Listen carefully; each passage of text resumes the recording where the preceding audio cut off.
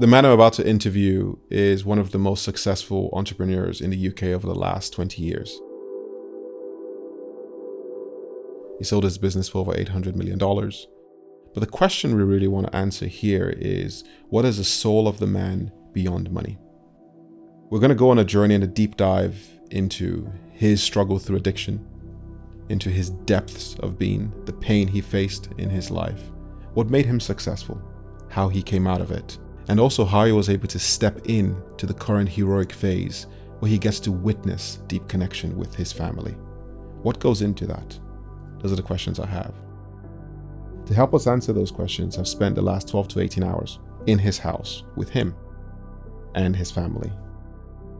He's furnished me with some super private papers of the letters of people he has worked with over the years, newspaper articles documenting and chronicling his journey up until this point.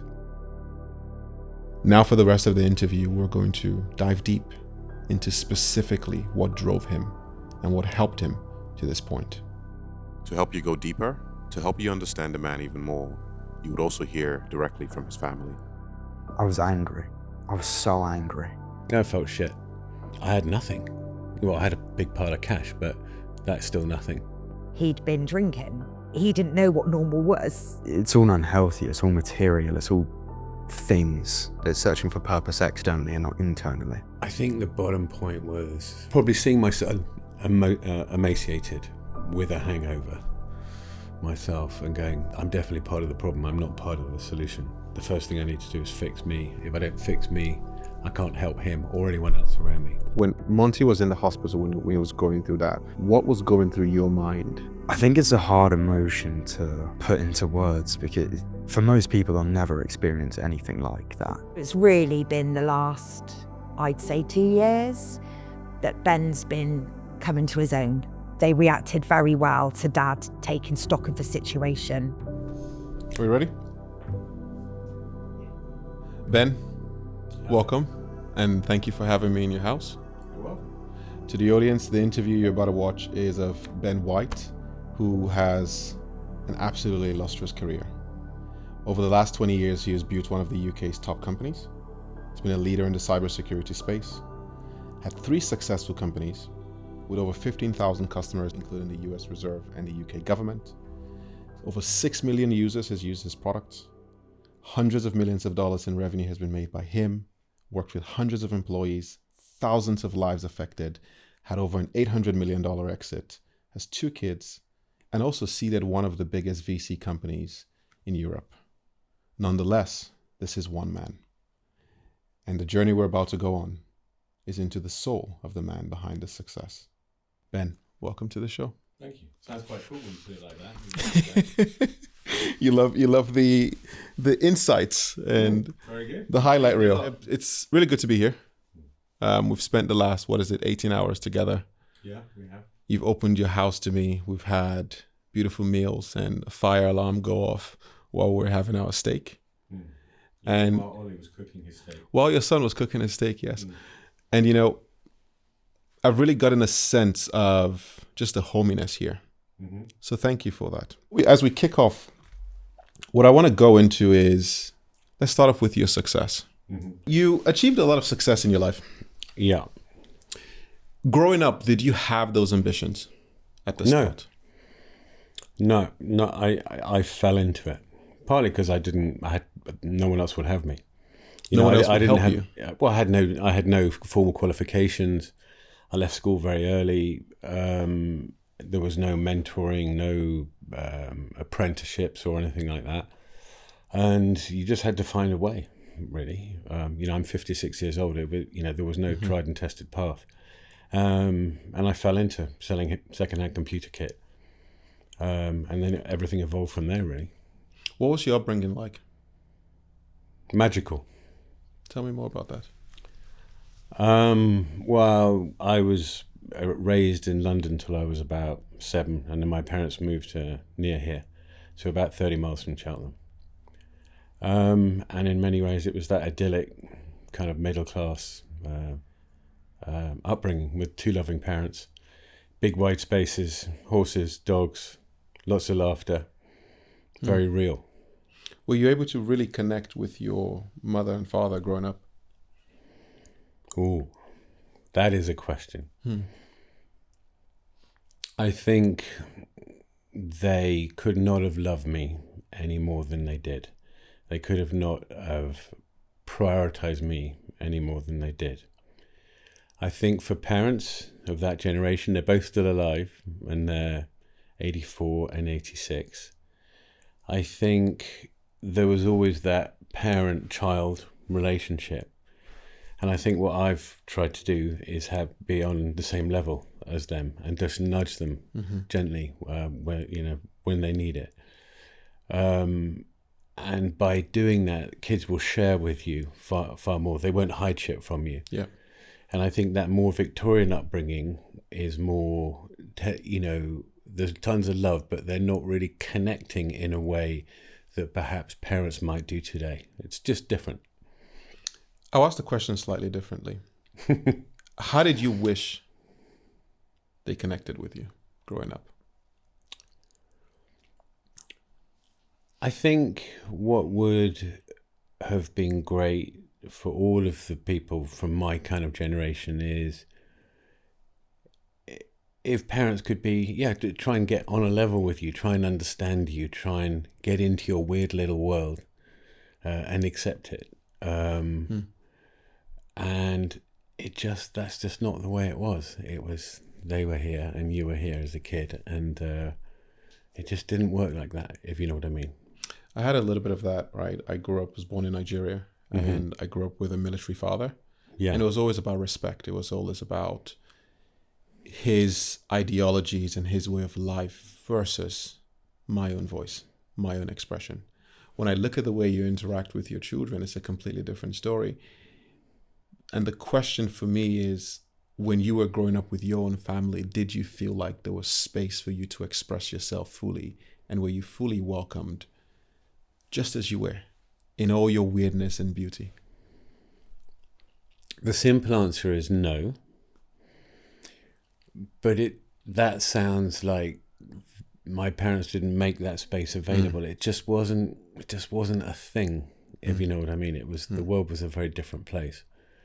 And I think children, there's still far too much of parenting by, I thought you put it very well, there's tons of respect, do this, do that, appreciation of what your parents are doing for you, but not that really getting into the child, crawling into the child's tent saying, how are you doing? Lying on your back, and just so that you haven't got eye contact. So, kids are much more comfortable when you haven't got eye contact with them. When you're driving, lying on their bed or whatever, you'll get far more out of them. It was more formal, like we're sitting now. And when you're talking to a child like this, they're shifty, they're uncomfortable, right? And it takes them time to mature to be comfortable with that. Well, it takes us all time, right? Yeah, I think you'll take Good to be here. You've been with Ben for 10 years. I have. You've seen him evolve, go through some of the dark times he went through. What's the core of your bond with Ben? Watching both of you, there's a really organic connection.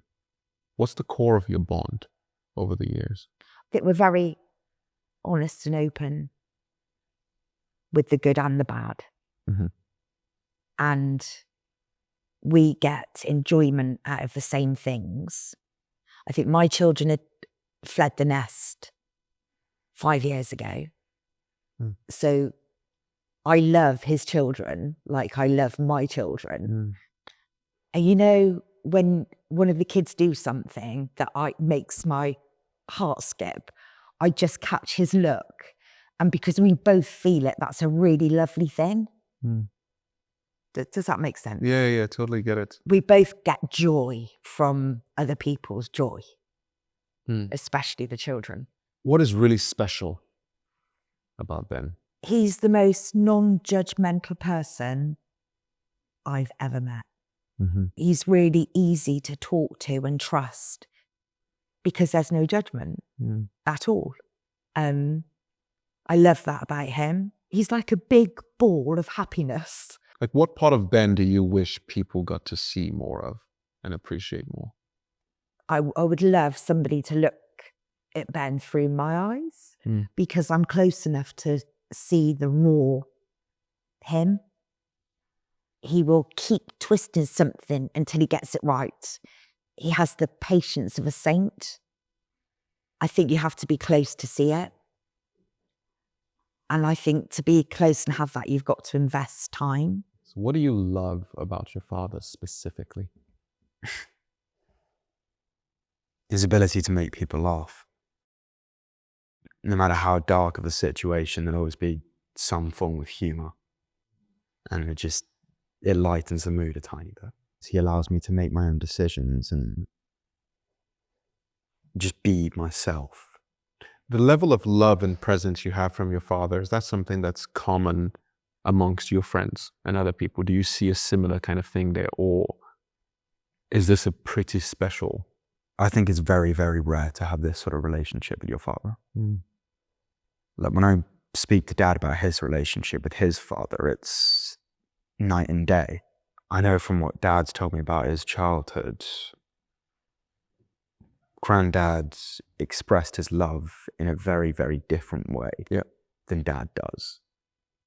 Granddad was always fixed with sending Dad and his brother Josh to a good school and making sure they got good grades, got to a good uni. Dad didn't. And I think that affected Grandpa quite heavily, but he seems to have ended up all right. Let's go back into your journey of success. You didn't have the visions to get to where you are now. No. What drove you to get to where you are now? What drove you to win? Where did that energy come from? To be honest, to start off with, it was just, I just want to make a decent amount of money, buy a half decent bottle of wine on a Friday night so I don't embarrass myself when I took someone out for dinner or whatever, and live in a flat that didn't have mold on the wall. And I just found that I was good at something, and it never occurred to me. I never looked outside of that. Even if you looked at the businesses that I've built, I had no idea how successful I was. It was just like, because I was in my own myopic little world and doing my own thing. And I just got on with it. Really, it was only actually really once I stopped drinking and really reflected on the past, I went, wow. When you read that out, what I've done in my life today, it was like, oh fuck, that's me. That's quite cool. It just, while you're doing it, it was always next mountain, next peak. And I don't think I ever took time to get my trestle table out, boil a coffee, boil a kettle, have a cup of tea and look at what I just climbed. I never did enough of that. Why is that? Why is it a case where you didn't see yourself? That's a good way of putting it. I didn't see myself till quite recently. So what was the programming? Every day you go into the office, let's go succeed some more, let's make the best product, let's talk with our customers, let's do the best in the world. But what was the internal conversations you were having with yourself during that period where, yes, you were successful on paper, but you couldn't see it? What was that narrative? Do you remember that? It was every day I want to move something materially forward. Just one thing, might be two things, but just feel like when I leave, I've moved stuff forward. It might have been a meeting with someone who just needed nudging in the right direction, who was really special, perhaps didn't have the confidence to go on and be as special as they could be. And that empowerment that you get when you have the chat with someone and the lights come on and you can see the glint in their eye, the confidence growing, and they leave and you know that they've got a good chance of taking a step up.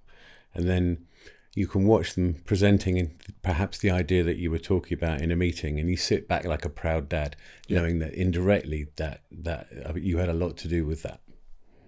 Okay. Do you never want to be the big swinging dick? You want to be the guy sitting in the back looking proud as other people. I see that, right, in even the interactions we've had over the last day. This fatherhood presence. I read through the letters you sent and the letters you showed me, and the one recurring theme is people feeling like you really valued them. Why is that important to you? I saw things where people mentioned you paid them more, you gave gifts, you did different things of the sort. And I'm sure that's a part of you people probably hardly see, usually the case. But why is that important? Because it's the right thing to do. I get so much from that, so much reward, so much. It makes me feel good about me, helping others, watching them thrive. It's the best drug in the world. Yeah. Do you feel like people gave you that in your journey? Explain that. Did people give you a similar kind of slack? Did people prioritize you in your journey to success? Were you helped along the way? Helped? Did you feel like you had to struggle for the most part and then give to other individuals? I think one of the mistakes I made is I gave that gift, I think, without being too arrogant, to a lot of people, but I didn't give it to myself. If you know what I mean. It was all about them. It was all about helping them, supporting them. And I didn't pay enough attention to me and my needs and how am I really? And in some ways, the way that if I was struggling, I'd go and find more people to help. And it did help me, but only to a point. How did that feel for you? I hear the mental angle of how it worked mechanically, right? You helped other individuals. You kind of neglected yourself a little bit. But what was the internal dialogue you were having within that process? Was there animosity? How did you feel in that process where you constantly externalized and helped other individuals, but I guess didn't give yourself the support that you wanted as much? Towards the end, exhausted. And I think it played into my own addiction problems, as it were, because I had no one doing that to me, maybe, and then as a result of that, I sort of self-medicated, if you see what I mean. So I don't know if you read any of the letters, but towards the end, people were like, concentrate on yourself and stop concentrating on others. And also, it's easier to concentrate on others than yourself, right? They're easier to fix. Yeah, because also when you go into yourself, you feel all the feelings, you feel the emotions, whatever traumas come up. Yeah. The pain comes up. Right? And sometimes, it is easier to focus on other people because it takes the spotlight off of you. Bang. Exactly right. Yeah. But when you started putting that spotlight on yourself, what did you find? The trouble with putting the spotlight on yourself is you remove the goggles and start to think about. So I hope I've been a good person, a good dad, a good brother, a good boss, and then you start to reflect on what am I getting back from the people that I'm supporting. And in some of the letters that you read, you can see a lot. But also you start reflecting, you go, oh, actually, perhaps I'm not getting back what I should be from certain cohorts of people as well. And you have a choice. You either drop, deprioritize them, as it were, and stop hanging with them. And if you're working with them, that means you stop working with them. Or you share with them, I'm struggling with this. I need more from you. And you have surprising responses. Well, some are amazing and some are amazingly disappointing. Could you give me an example? I think the examples of amazing are, you've read, just a short selection of letters that I sent to you, but they're often people who weren't necessarily in my direct, in work-wise, they weren't in my direct reports, if you know what I mean. They were people perhaps a little bit further down the organisation. And then I've shared, similarly to what I'm doing with you today in print or on previous podcasts, and the amount of texts and phone calls and emails that I've had with people saying, "Shit, I'm so pleased you shared that, and you changed my life, Ben, and you got me to do stuff that I never thought was possible, and you believed in me more than me." And I use this word carefully, humbled by that. Too many people use humbled. I'm humbled about this and humbled about that. It's a throwaway line, right? But in this case, it's true. And then in other cases, not so good. Has this humility always been there? Or even different question, has this care for people always been a staple, or did you have to learn that across your life? It's always been in me. It's always been in me. And it's always been in me, especially the world today, but it's been in me as long as I can remember how important kindness and empathy is. Mm-hmm. And how quite often I'm, even as a young child, shocked by how few people that carry that at their core, and how does that make sense? Yeah. I'm more curious now about your journey into success. Mm-hmm. Right. So we're still on that piece. And what I'm really trying to understand here is what are the principles that you used on your way? And what did that energetically feel like when you were pushing through obstacles to keep having more and more success? Now you're in this position where, yes, there's a beautiful house, you've had your name. But if you can dial back 30 years, what did it feel like as that 25-year-old pushing through? It just felt exciting. It was just, and it's also for the first time in my life, I'd found something I can do. I'm good at this. I'd spent, I'm very dyslexic. I'd spent, my academic years thinking, shit, you're clearly not very bright. You struggle with all of this in a way which is vastly different from most of the other people that you're working, that are in your class. It wouldn't matter how hard I worked.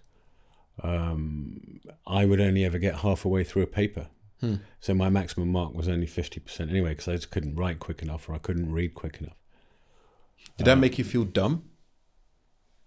When you saw your marks, was there this internal part of you that felt you were better, but people couldn't witness it? Or did you actually take on that programming of I'm actually not good enough?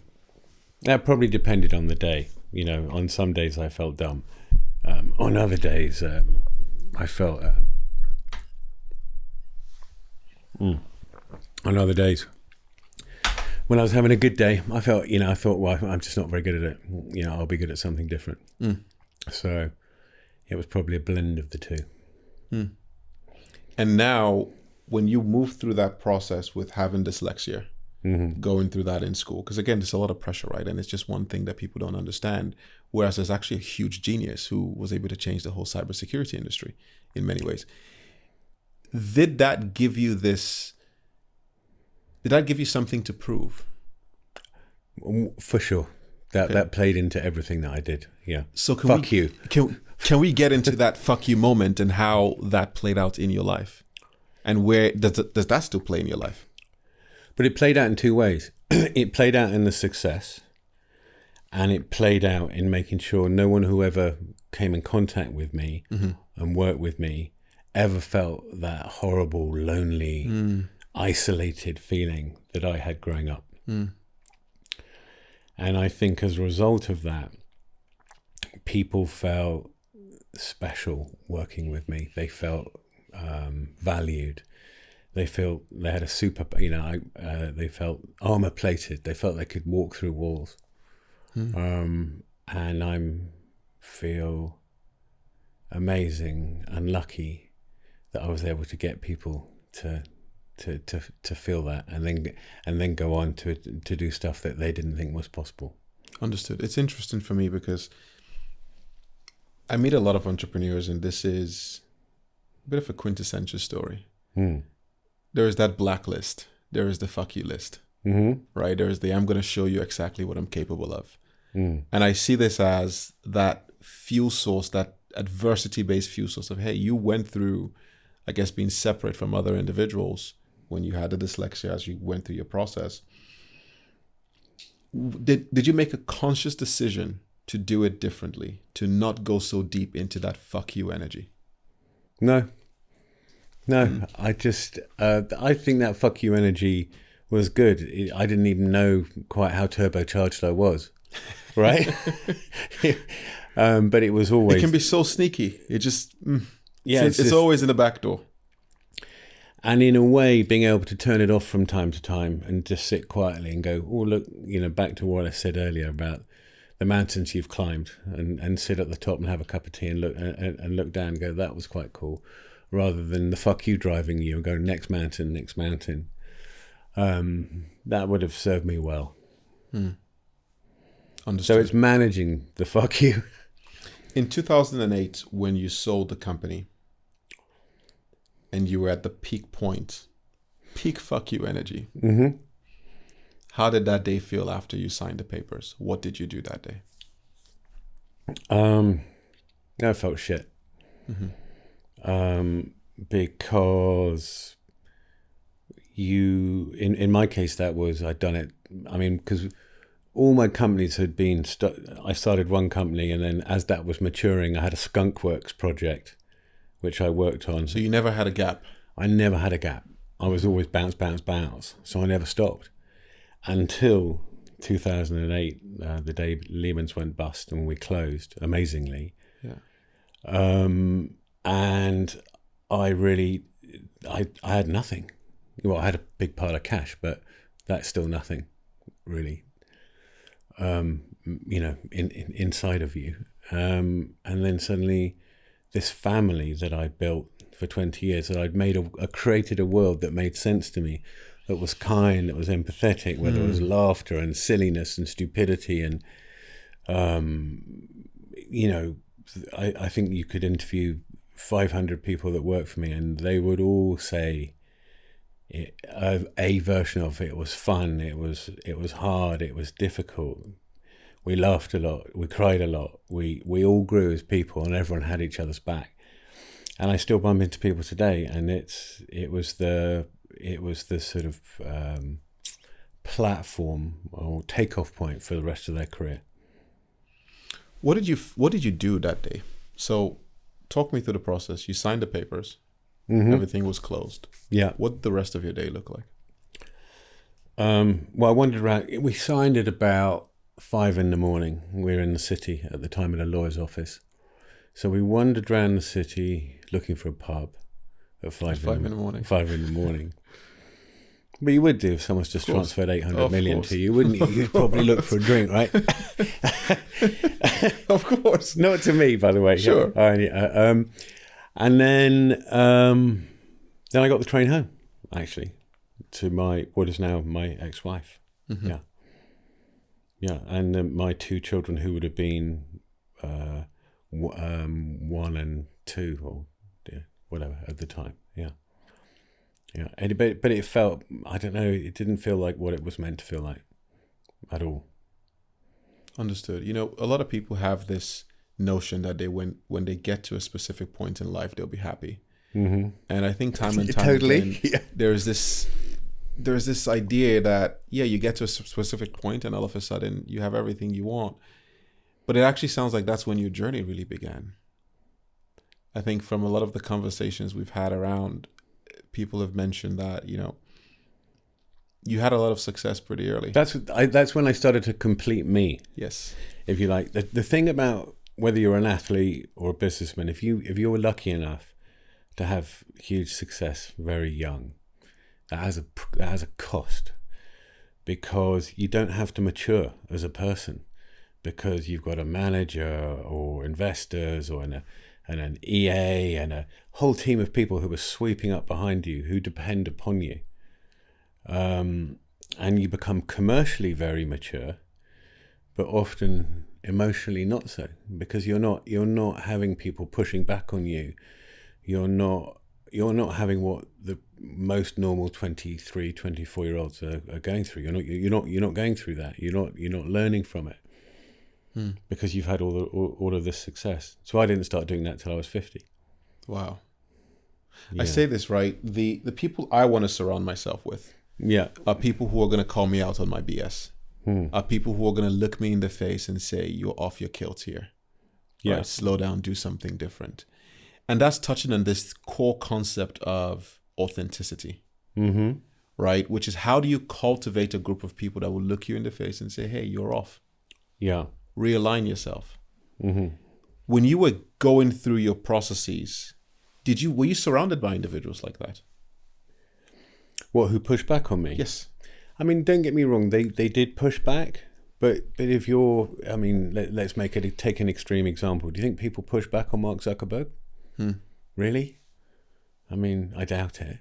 So what do you think it takes if someone is dealing with, a billionaire, a super successful person? What is an insight that the people around them can really understand on how they can push back and stand their ground in front of that kind of power? Because ultimately, this is a power thing, right? It's, you're successful, you are up there. What can someone tap into in themselves to be able to look at that person and go, no, let's realign? I think big, powerful people like it when people push back, actually, but you've got to push back in the right way. Otherwise, you'll probably end up, exiting stage door. Sure. Right? But I think if you push back in the right way, I think I was always quite malleable, but if you approach me in the right way, so you'd have to be savvy as to how you approach these people. Was that because power was important for you? No, I don't think it was. I think it was that I just hadn't had. I didn't even know that I hadn't even crossed my mind that all these people depended on me.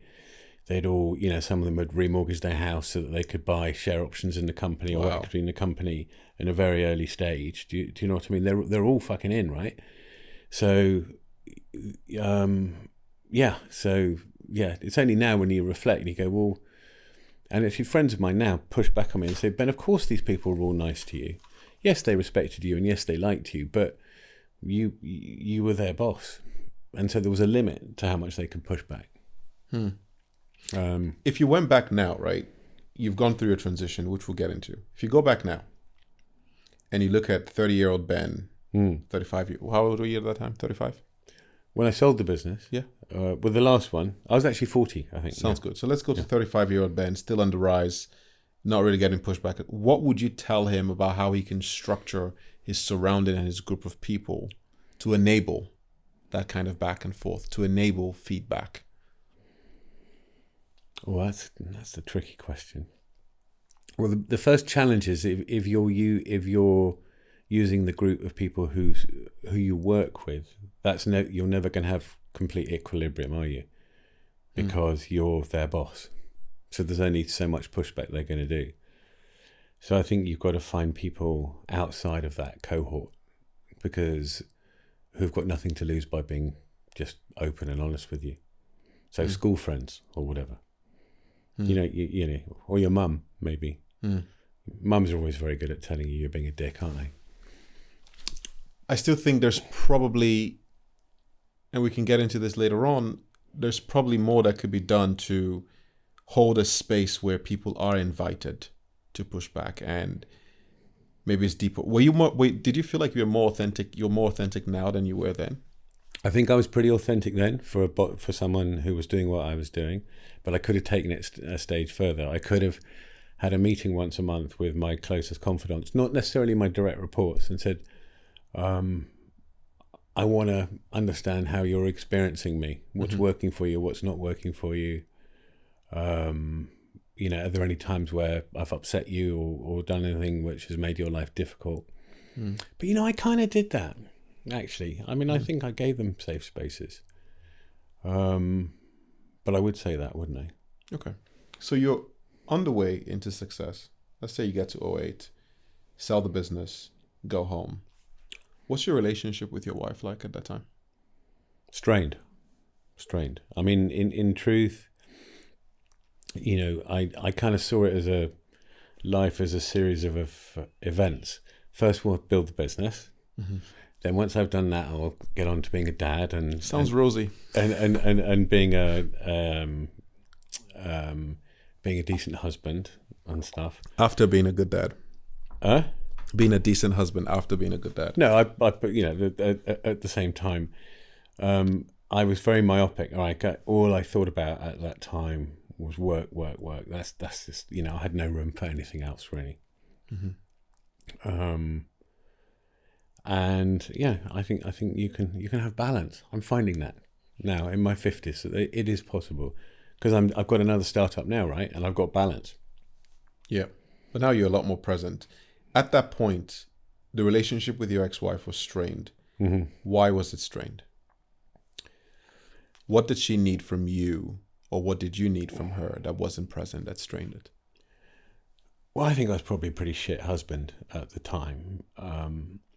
I think I was away a lot, working a lot. I was very focused on one thing and one thing only. And I probably didn't, focus on her in anything like the way that I should have done, or that she deserved. It wasn't like I was bad. She didn't have the space I gave my team that I work with, and how kind and thoughtful, and I didn't apply. That didn't happen at home. We're on reflection. Do you know what I mean? The team at work got far more time, got a far better piece of me than she did. How long was the relationship? Probably like 6 years, 7 years. 6 years. When did that start? That started, we were about 32, 33. So she was a bit younger than me. She was 8 years younger. Yeah. And she was a friend of someone that worked for me. Almost inevitably, everything that happened around work. It happened around work. It would have been a friend of a friend or whatever. Very similar to a lot of successful people, I guess, because you're spending every waking hour working. And looking back, was there a point you looked at her and realized you couldn't give her what she needed? I think, looking back now, yes. Yeah. And then I think it's a shame. We get on great now, and and she'll take Ollie back to university when he goes a week from today, which is lovely. And he lives with me right now. Ollie does, who's 18, and they've had a rocky patch, and thankfully they're getting on again now. Yay, which is good. And so Ollie's going off to university and feeling really good about his home. Both his mum and his dad, they get on, they're solid. I'm meandering now. I'm super curious about when a man is busy, he's working, he's getting things together in his life. That point of neglect of the woman, yes, you don't see it, but at some point, at least in my life, when I had a long relationship with a lady I dated, I noticed where working till 11 o'clock at night, and she was sleeping alone every other night, I noticed how she atrophied, right? I could see her emotional body sort of die in front of me, right? And after several consecutive weeks and months of that, at a point, I decided to end the relationship because I noticed and I witnessed that piece where I went, hey, I think you're going to be better off with someone else, because the path I'm on right now is one where this can't stop. And ultimately, it's a game of choices, right? As a man, you are going to make the choices. You are going to drive forward. If you want to get to success, you have to do some of that. Were there moments where you saw that in her and went, oof, I don't think I can fully support this woman right now? I honestly can't remember. It's more with this wonderful clarity of hindsight and how present and open I am now, and I look back at it. And and it was, at the end of the day, this was, 15, 20 years ago, and the world was different. It was a much more hard living, alcohol driven world. Yeah. Thankfully, I think, it's changed a bit now. The amount of alcohol and drugs taken by kids and people in their 20s and in the workplace and stuff would seem like it's nothing like what it was. And that's a good thing. You sold the company. I've heard you refer to the next period as the dark decade.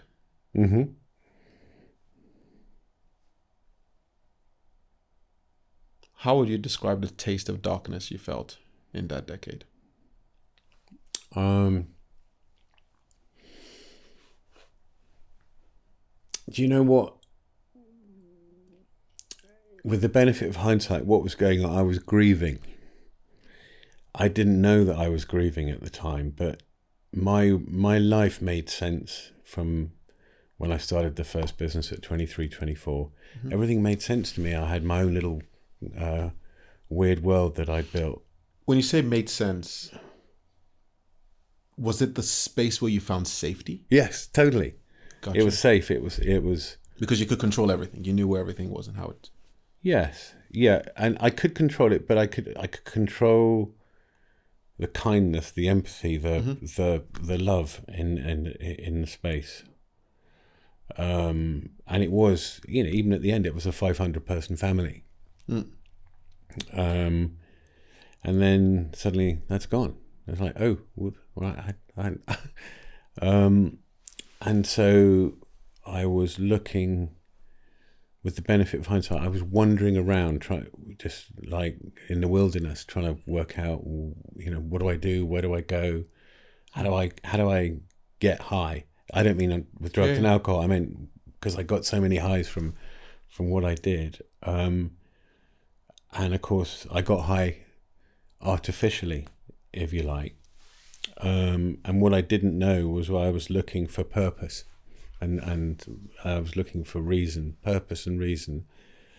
And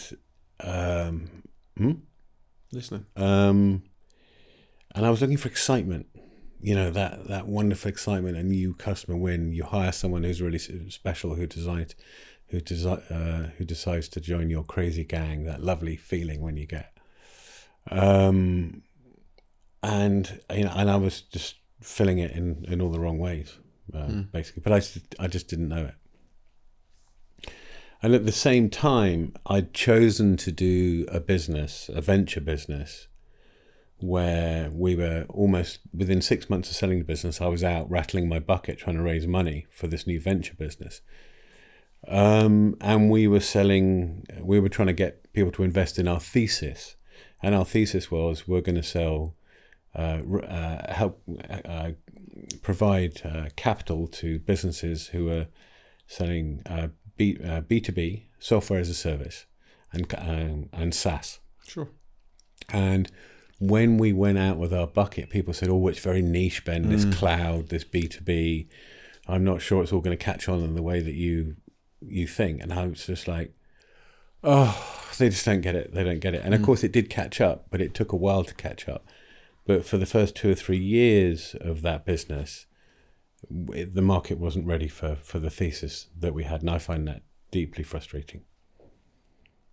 What space opened up?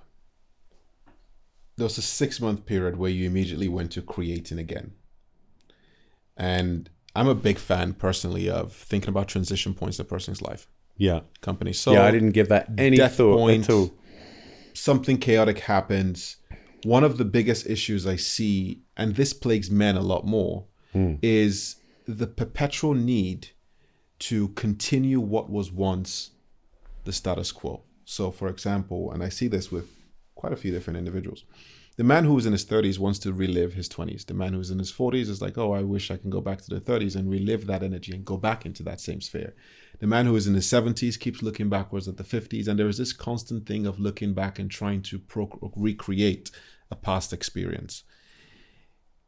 And I see a lot of wisdom in thinking about transition. When is the right time to completely let death take place of a certain version of a person and move on? When you had that transition in 2008, you went straight back into 6 months. But I'm wondering if there was a gap that opened up and what was going on emotionally for that 6-month window before you started recreating. So when we sold it, we'd already decided to do the venture business because I did it. All right. Even before we sold it, we knew what we were going to go on and go and do. Good. But the difference is that was driven by my team and not by me. It wasn't, I just went along with it, really. Fuck it, I've got nothing else to do, I'll do that. It wasn't led by me. So, and that was the first time I'd followed rather than led. And what I should have done is stop for a year, stop drinking, get healthy, really try and decide what was important to me and what I wanted to do with the rest of my life. None of that decision making happened. I just rolled into it. And as it turned out, it turned into a bit of a car crash for me. Yeah. I mean, I hated fucking being an investment professional. I don't think it creates good people, because you've got people all day coming to you wanting money. Yeah.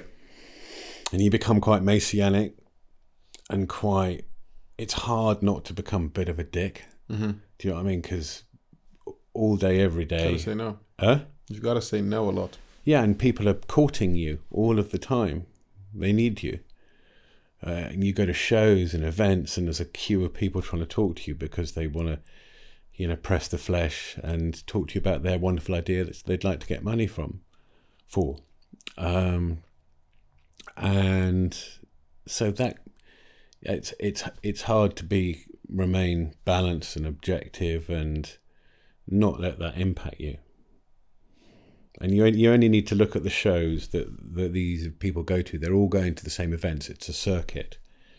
Mm-hmm. And they're all, you know, as I say to them, I said, you haven't cured cancer or made the world a better place. Mm. We're in a world of software which pays incredibly well. We're very fortunate. And you look at particularly the people in the Valley at the moment, some of them, Anderson Howitz, and sure. You read some of the stuff coming out of there, and they're always quoting Nietzsche and, you know, and anything's possible. Well, it's not possible for those people under the tarpaulin, under that bridge, is it? Mm. You were born in a middle class family with parents who gave a shit. Yeah, they'd forgotten that bit. But you know, how fake is the industry? One of the things, I worked in tech for a little bit, actually, by a company that was funded by Notion, and I left the tech world because I just felt like everything was super fake. Right, you know, you go into these, I guess the companies I worked at, you go into these meetings, the founders or the CEOs, they prop you up based on some future valuation, some dollar amount you can get out of, and just whatever success is. And they create these narratives without soul, in my opinion. There is no energy, there is no empathy. And many times I went through these companies going, I don't fucking feel connected to anyone here. I don't feel the depth and the heart. And I stepped out of the industry after I saw that perpetual cycle loop. From your vantage point. This is a great question, by the way, because it's the problem with the whole friggin' industry. It annoys me. It's where is the heart in work, in connection, the things we're doing?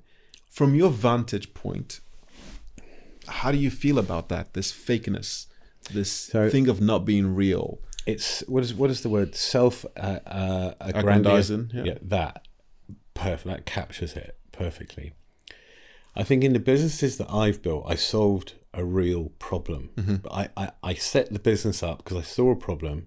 I saw that it impacted businesses.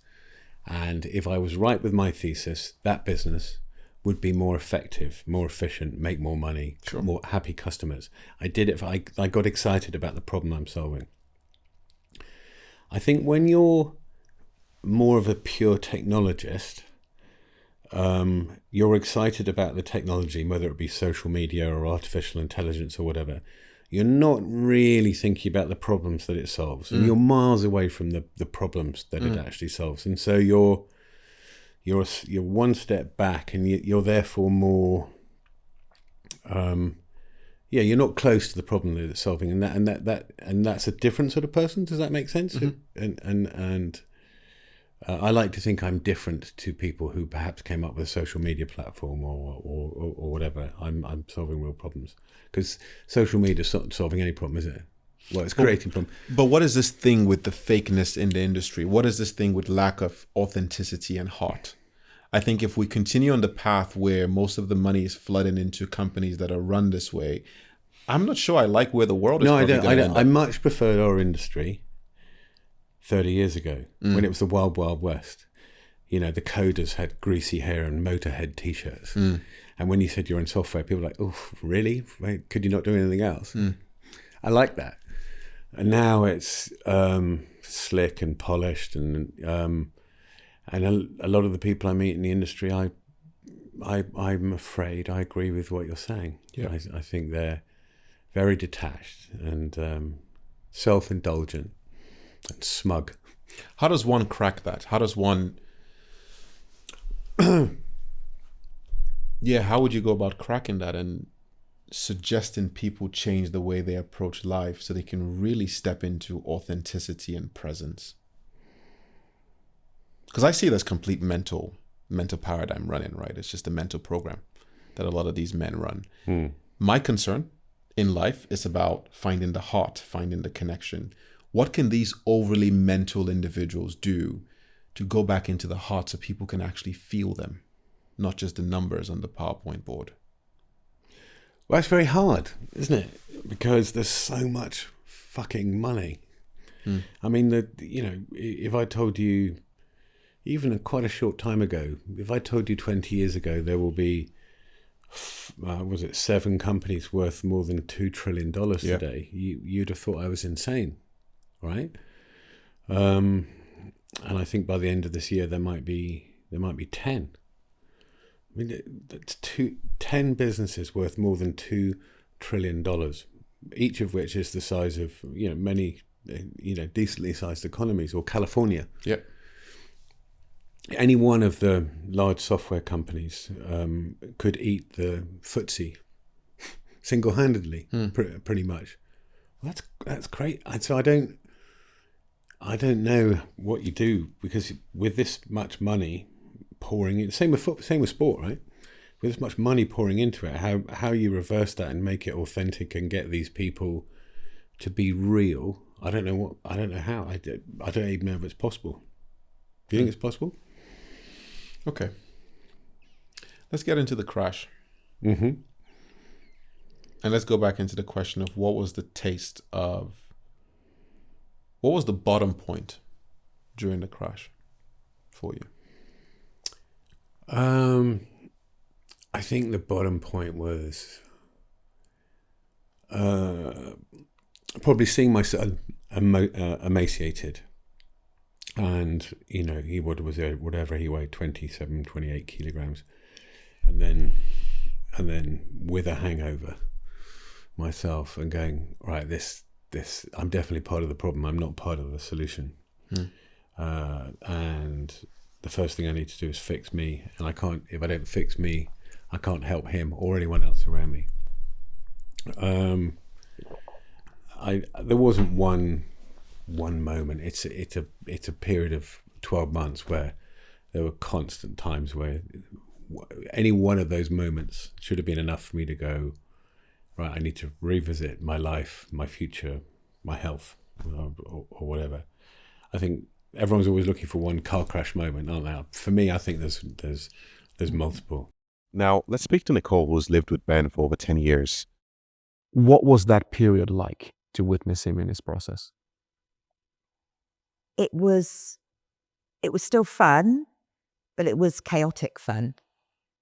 And there were sad times, because with addiction, it has a domino effect on people around you. Mm-hmm. And not until you come out of it do you notice that so much for Ben.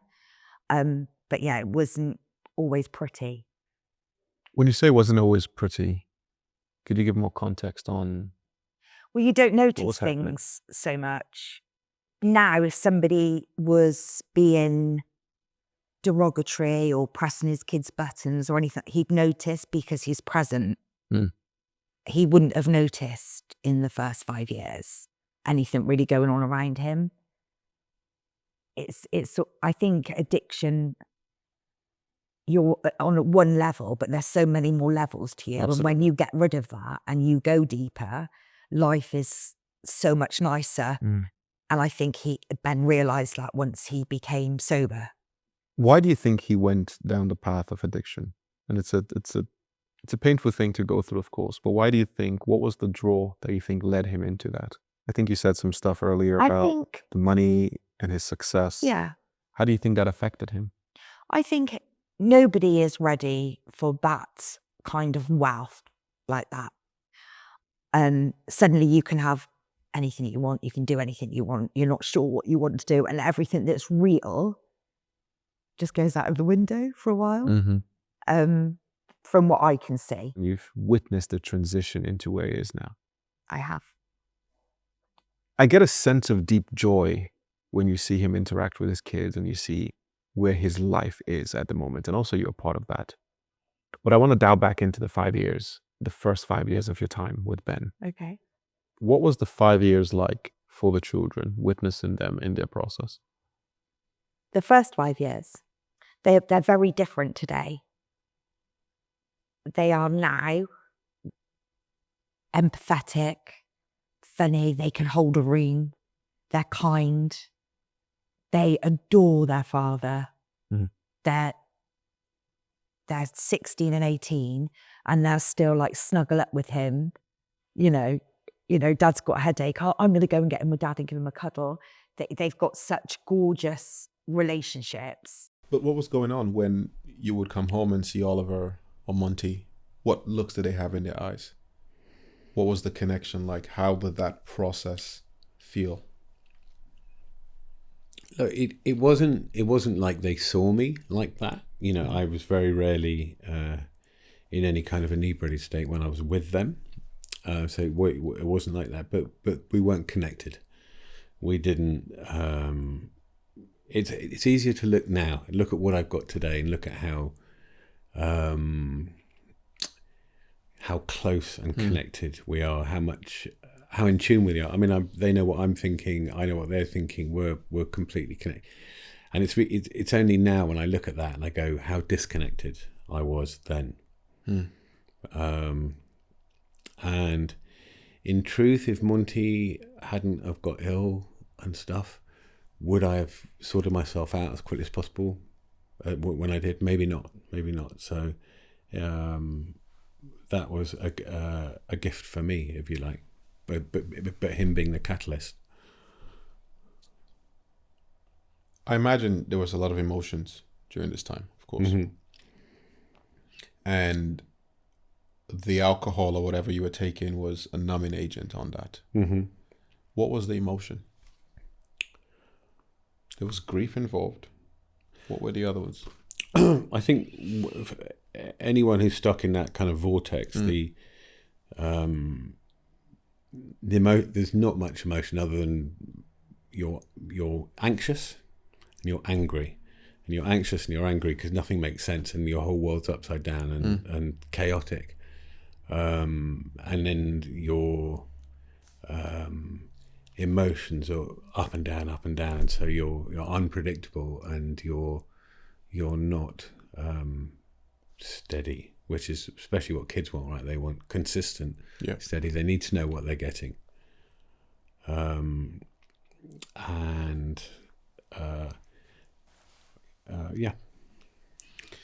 When I hear you speak about the company you built, mm-hmm. when I hear a little bit about some of the conversations we've had over the last day, there's always this sense of wanting to create family and emotional safety for yourself. Mm-hmm. And it sounds like when that wasn't there and the company left, that emotionally safe castle or whatever that platform was suddenly gone. 100%. Yeah. But I didn't know it. Uh-huh. That's the thing. Hindsight, beautiful. Yeah, you're absolutely right with what you say, but that I didn't know that at the time. Fucking obvious, right? When you think about it. And it took you 10 years to find... Yeah. To work that out. What did you have to undo to release in yourself? What traumas, what processes did you have to process to be able to identify and go into the emotional? Because when I look at your house and when we spend time with everyone here, I can see why you're so happy right now. And I can see how much that emotional safety and peace means for you, right? But it takes time to even have the capacity to recognize that. What were the layers you had to work through to open into that? Do you know what? When I got sober and I went to the Meadows in America, which was probably one of the best clinics in the world, I would say, for a couple of months. And it started there. And I came back and I was instantly calmer. I was more reflective. I was more open. I was more patient. And little by little, everything just started to make more sense. And I would spend a lot of time with my kids, talking to them. Always talking, but talk to them differently. How are you really? You know, and obviously my younger son was pretty ill at the time. Yeah. So I went to a lot of therapy with him, which was helpful to me. My eldest son was kind of ill in a different way. He was just very angry, with the benefit of hindsight. And I think we all got better together, and we've been our own little sort of therapeutic bubble, if you like. And I think when people come into this, like you've come into it, 18 hours ago, people feel it. Right? Absolutely. It's beautiful, it's real, it's authentic, it's fun, it's this, and yeah, just little by little. What do you think makes this place a real home? What are the ingredients that makes you feel safe and at home here? Because I have to say, I've probably not witnessed such beauty and connection between father, son, and, with Nicole and other people in the family. It seems super organic. What is your requirement to have that kind of safety now that you have it? I think it goes back to the liberal parenting again. Because I'm not hiding things from Dad and I'm honest with him, I don't need to be someone else when I'm around him. And as I can be my authentic self, I think that helps a lot. As I'm not hiding who I am and Dad's not hiding who he is, it makes it a lot easier to have an open conversation and be truly honest with each other. Beautiful. You saw your son emaciated. I'm sure there were moments you looked in the mirror during that process. What were you saying to yourself? Do you know what?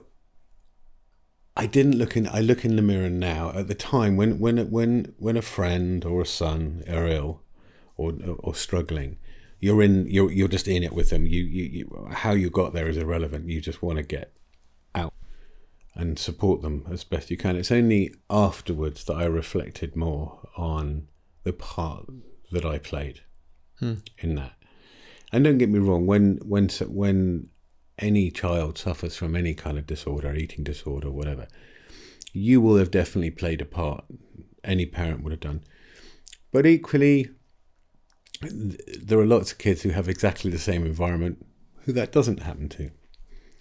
And I think when you've got children with quite a lot going on upstairs who've got a busy mind, it's a bit like if you've got a racehorse, it's amazing if you know how to fucking ride it. If you don't know how to ride it, it'll throw you off. The majority of people probably spend their life on a cart horse or a plodding horse, and they're never going to get thrown off. Where a few of us are lucky, and I consider myself to have lucky to have a slightly different sort of brain. It works differently. It's much more lively, and that's a gift. But it's only a gift if you learn how to ride it and use it. And I think if you looked at people who struggle mentally, generally, or with addiction issues, they've definitely got one thing in common, in that they're typically quite bright, and they've typically got a lot going on upstairs, and it's learning to harness that power and point it in the right direction and accept it. I asked your son about how he felt through his process with you. I was angry. I was so angry.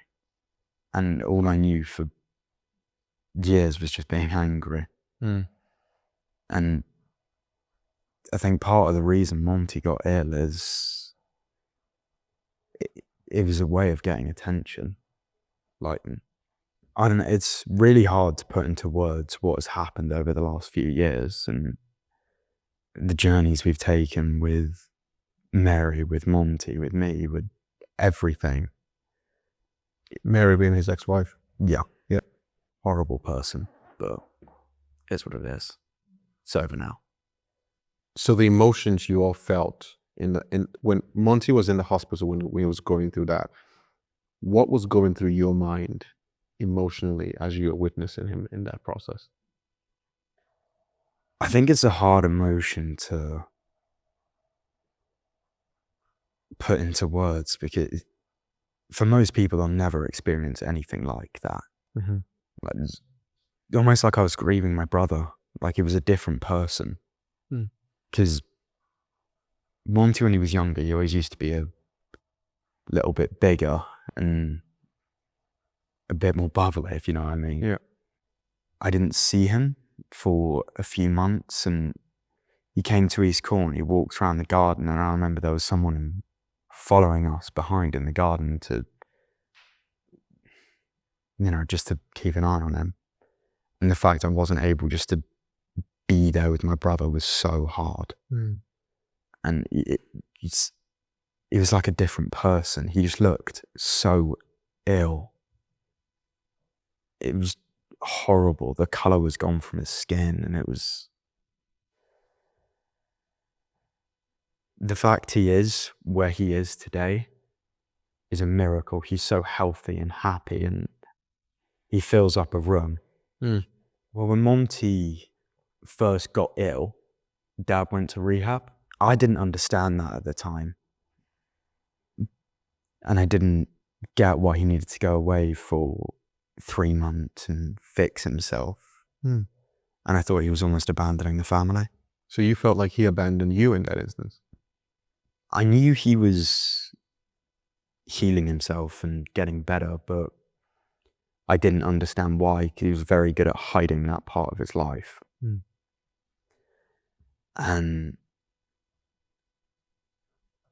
But when he came back, it was like he was a different person. He was able to be very, very hands-on with Monty, and Monty was a subscriber to something called the TRC in London.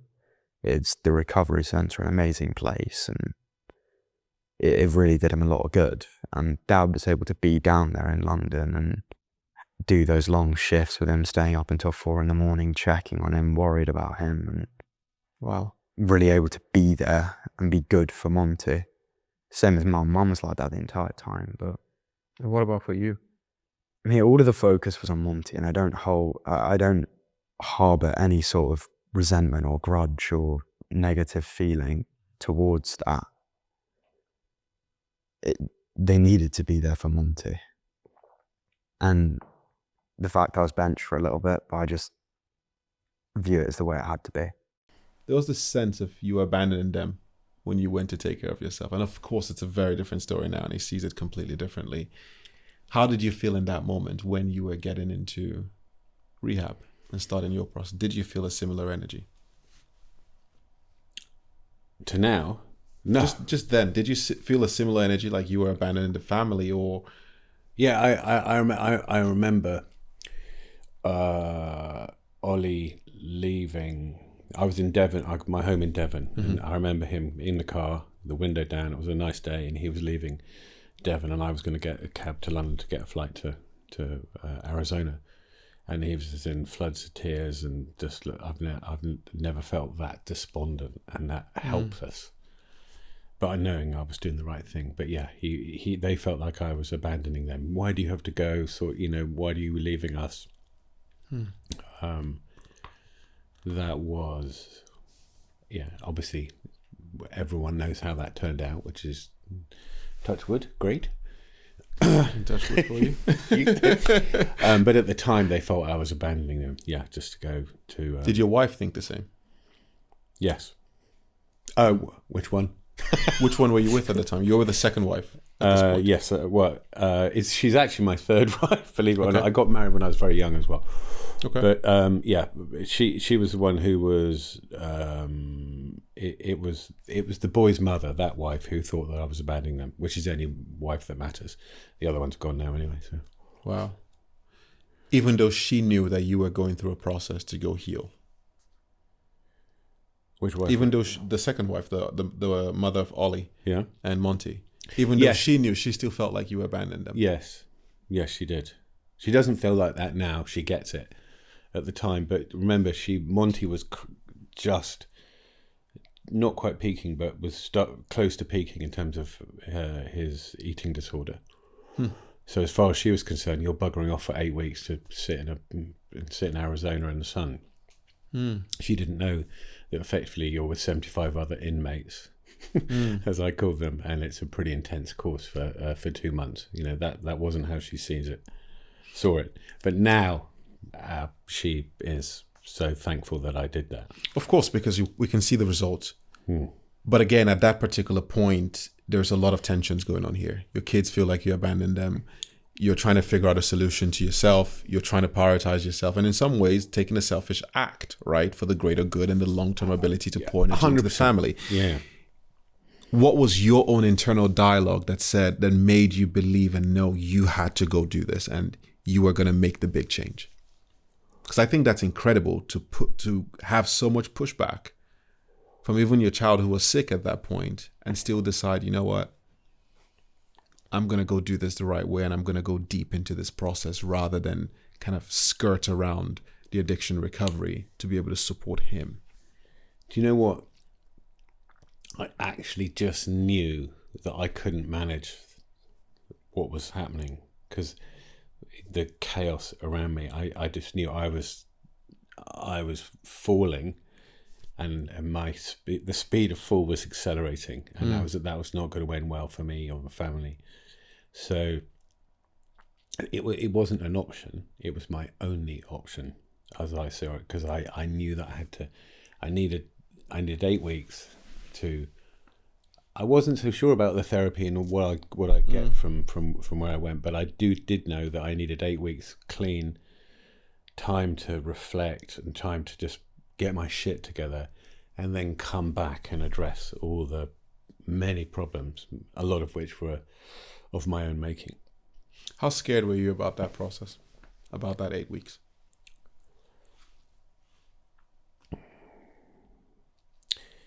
Do you know what? I was more scared about not going.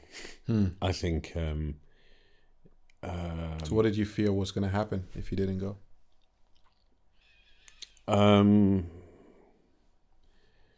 I feared one of my children, the worst possible outcome could happen, and the worst possible outcome could happen for me too. And that was just a question of time at that point. So. Yeah, it wasn't an option. It was my only option, really. I tried to think my way out of this problem because I've been able to think my way out of every problem, every business problem, every other problem. I work my way out. I look at it like a Rubik's cube and keep taking it apart and putting it back together so I can make it work. I couldn't do that with this problem. I tried. I tried every way, writing letters to myself. Every way I possibly could to try to get my life to work for me, and that hadn't happened. That's the first time in my life that I'd had a problem that I couldn't solve, because it was like terrifying to me. It's like, well, I've solved every problem. Why can't I solve this fucking problem? And I couldn't. So that was terrifying to me. How did you solve the problem? Well, I think going to Arizona solved the problem, because I got a unique set of tools from a place where I was the only Brit there, a bunch of American, and also you Americans can be quite gushing in your therapy. And I think someone said to me quite early on, Ben, just take the bits you like, throw the rest of it away. Yeah, absolutely. And also some of it that I heard at the time, I just cringed in my very English way. And thought, oh God! You cringed about the emotions that were coming up. Well, yeah, or what they were saying and the stuff. You say, yeah, not for me, thanks. Yeah, Sure. Go and cry somewhere else. And then then some of the time while I was there, I thought, oh, actually, yeah, maybe actually, that does resonate. And sometimes 2 months later or a year later, it made sense. Was there a switch in the kinds of emotions he was able to display and, I guess, go through in life after the addiction?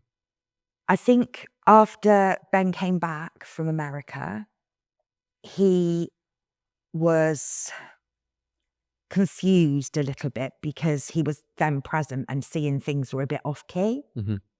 So it's really been the last, I'd say, 2 years that Ben's been coming to his own. He's coming to his own. He is a wonderful father and human being because he's just concentrating on what's important in his life. There's nothing else taking him away. So he's centered. Totally. Well, off camera, we spoke quite in depth about the struggle that the children went through, right? Whether that's medical, whether that's emotional. And to get to this point where there's this organic outpouring of heart, Yeah. right, and openness. what about Ben's transition in the last 5 years do you think has given them the space to really open their hearts? Because he's present, they're not vying for his attention. They're getting it. They're getting more attention that they need because dad's present and he's open and he's honest and he's got on a level with them. I think parenting teenagers is really difficult anyway, but he's just got it to a tick. They're just wonderful because of him. Interestingly, I've seen that, and he has this sense of openness with his children where he gives them this space to be, the space to discover, the space to share. And what I've witnessed from one of them, Oliver, it's, again, that curiosity and the space for that curiosity to thrive. And when I look at just the way everyone reacts and interacts, there was this inherent playfulness in the family. And obviously, I'd love for more people to see that and notice that. And when I think about what the transition probably was like, I'm curious about, you know, the specifics aspect. Where did you see a turning point in how Ben led the family? Has there been a new way? I know there's presence, but have you seen characteristic changes in even how that's shared, how that's communicated, or the values that the family now lives by? I think that Ben's divorce, if I'm being honest and frank, Ben's divorce and Ben protecting his children made them feel safe and secure and stable. And once those foundations were stable and they saw dad's got this, I can sort everything out. That's what gave them this new lease of, the change was just beyond anything I've ever seen. They reacted very well to dad taking stock of the situation that they were all in. It sounds like that was when he finally confronted, I guess, one of the last, the last examples or the last situations that was holding him back. And when he confronted that, was there an energetic change in Ben? Yeah. When he finally made that decision to let go of that relationship? Yes. Yeah.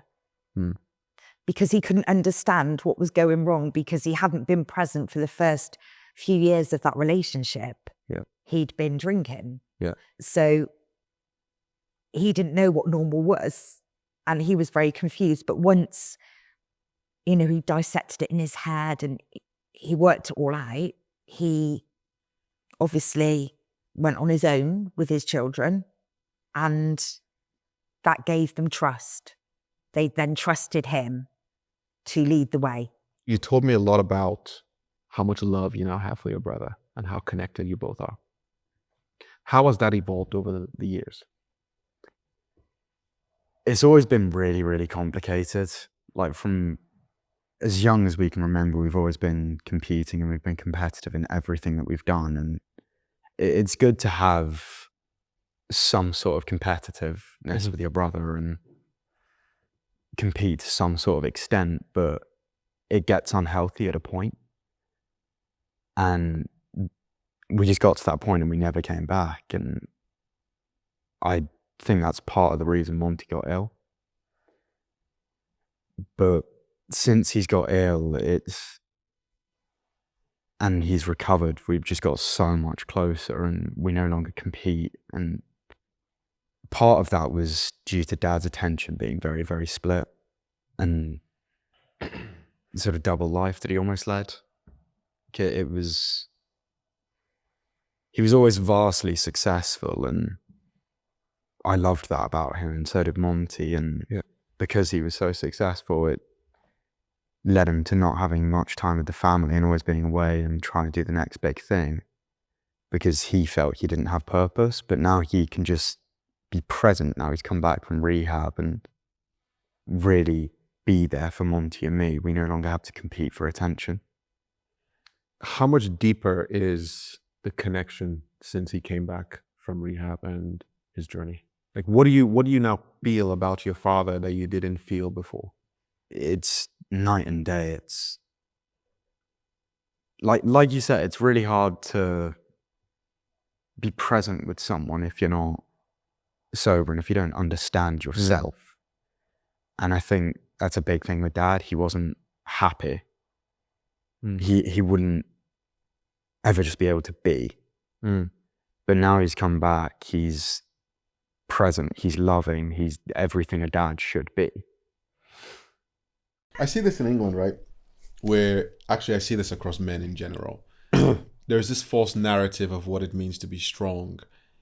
And oftentimes that's inherently them running away from the thing that makes them uncomfortable. It's inherently them running away from friction, from emotions, from the pain. So you have these guys who go, I'm super strong, I'm super dominant, but they can't fucking face their own fears. They can't face their own emotions.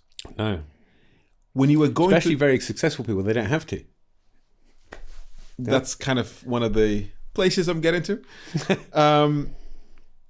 But in that process of now facing yourself, actually before that... You're protected from it. What do you mean? As a very successful person, you're protected from necessarily having to be massively vulnerable, and because you've got this world that you've created. How many of your friends are successful and really happy? My friends are a complete cross-section. Okay. The only thing that I've got that they all have in common is most of them have been friends of mine forever. Yep. So they're complete cross-section, and they're the same as I had at school. Okay, let's do the question differently. How many successful men have you seen, because I know you've interacted with a lot, where you go, this person is fucking happy? Fuck all. Great. Because I see the same. Yeah. Right? And I think at some point the narrative around that has to change on how we even define success.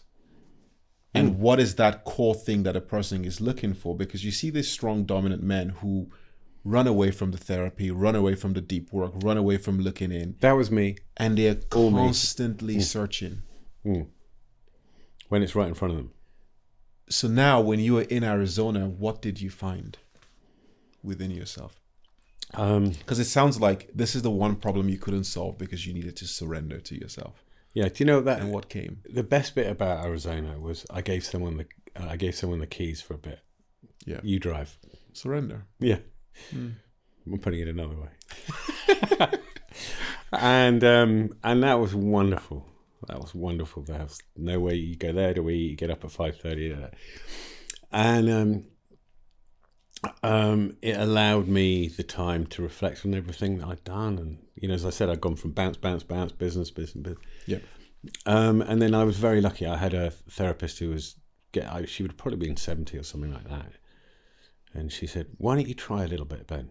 You've obviously decided to be here for 8 weeks, probably family pressure or whatever.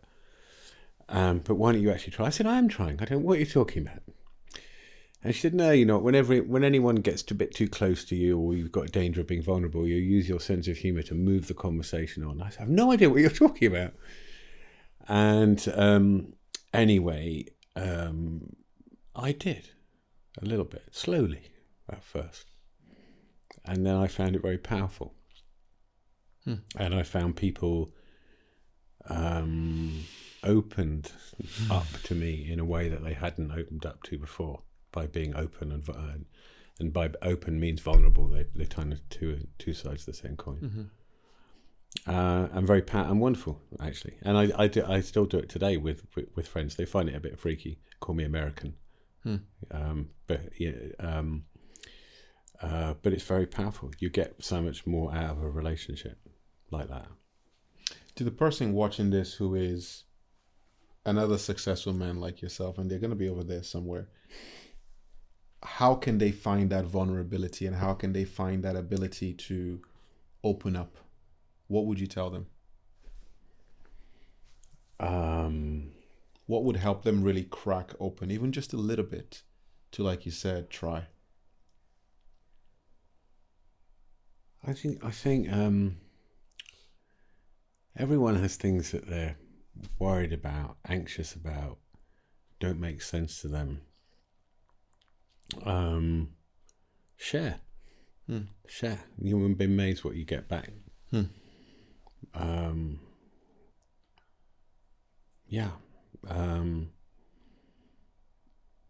Share, right? That's I'll have to come back to that in more detail, but I think just sharing and being there's always stuff that you don't want to talk about. You'd rather people didn't know. Well, that's the best stuff. That's the stuff you want to share. I gave this. Everything else is kind of, the icing on the cake and not the cake. I like to call that mental BS, for lack of better terms. And I have this thing, which is when you walk into a room and you really don't know anybody, and some people don't like this, it's super radical. The very thing you want to hide is the very thing you should probably share in that room. And the challenge I give to people, men especially, is as you walk in there and your ego comes up, you can feel yourself try to posture up. Ask yourself, what is that thing that you really want to share or you really don't want anyone to know? And see if you can share that. And I'm going to spring that question on you now. Is there a part or is there something that you would wish, in some ways, whatever it is in this last conversation, that people don't know or shouldn't know, that you should probably share?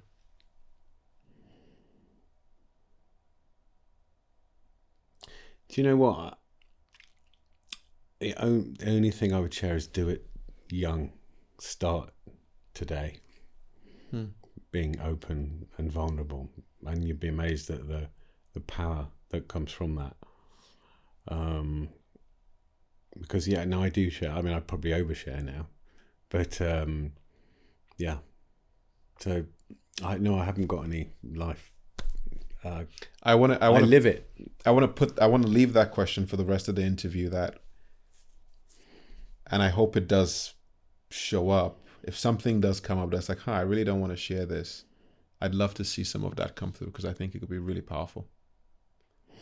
I tell you what, the thing that I'm wrestling with at the moment is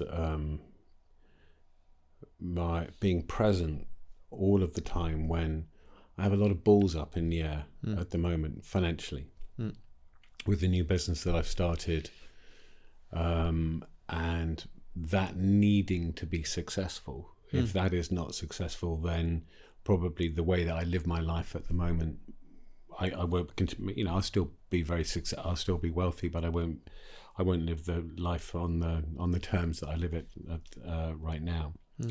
So being able to live day to day and going, accept the result.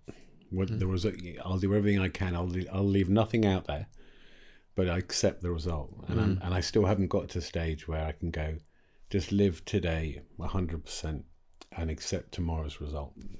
Tomorrow's tomorrow. I'm still like angsting about the result. I hope it'll be right. I hope it will get to where I want to get to. And I wish I could get to the point where I go, I'm comfortable. The future is the future, and it'll be what it'll be, and I'll be all right. And I'm almost there, but I'm not quite there. I like to call that just the ability to rest in beingness without doing. But the beautiful thing, right, is here you are with all this success, being able to own that part of yourself.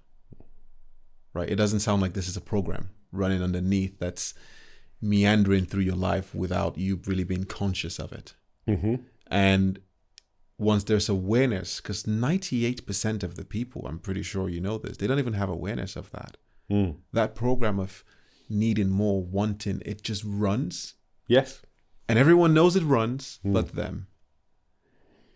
And I love that you're able to bring some awareness to that and go, this is something I'm struggling with, or this is something you are exploring at the moment and sensing more and more. And I think there's absolute beauty in that. Because now when I hear that, all of a sudden I have more trust in you and the path that you're going. And again, this is that thing of vulnerability where it's like, now I want to see you succeed. So, like there's that element there. So that's astute. Yeah. And it's, because always before they've always succeeded. Yeah. Right. And it's now, but before I was in a 1-bedroom flat in some grotty part of London, and if it didn't work out, I just gave the keys back and got another grotty flat.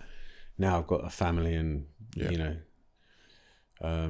far too many ex-wives to pay for and children and stuff. And it kind of, lots of people depend on me. I asked your son, what would he want me to ask you? During those dark years, the ones where he was Sure. doing all of the paraphernalia and not quite happy, why did he feel he had to do it? What did he feel he gained out of doing it? The question is really, why did you need to go down that path? And don't answer me, answer your son.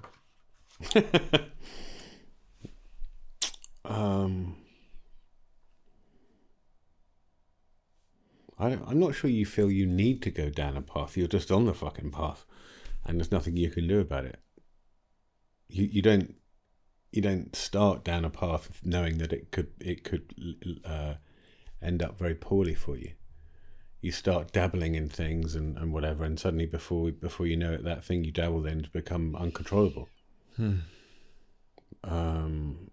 So it never started like that. But then you find you can escape.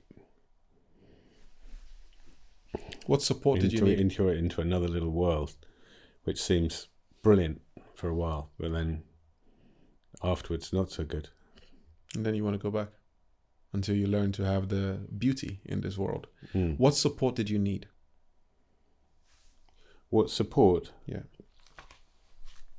I got tremendous support from my children, from Nicole, who works with me here, from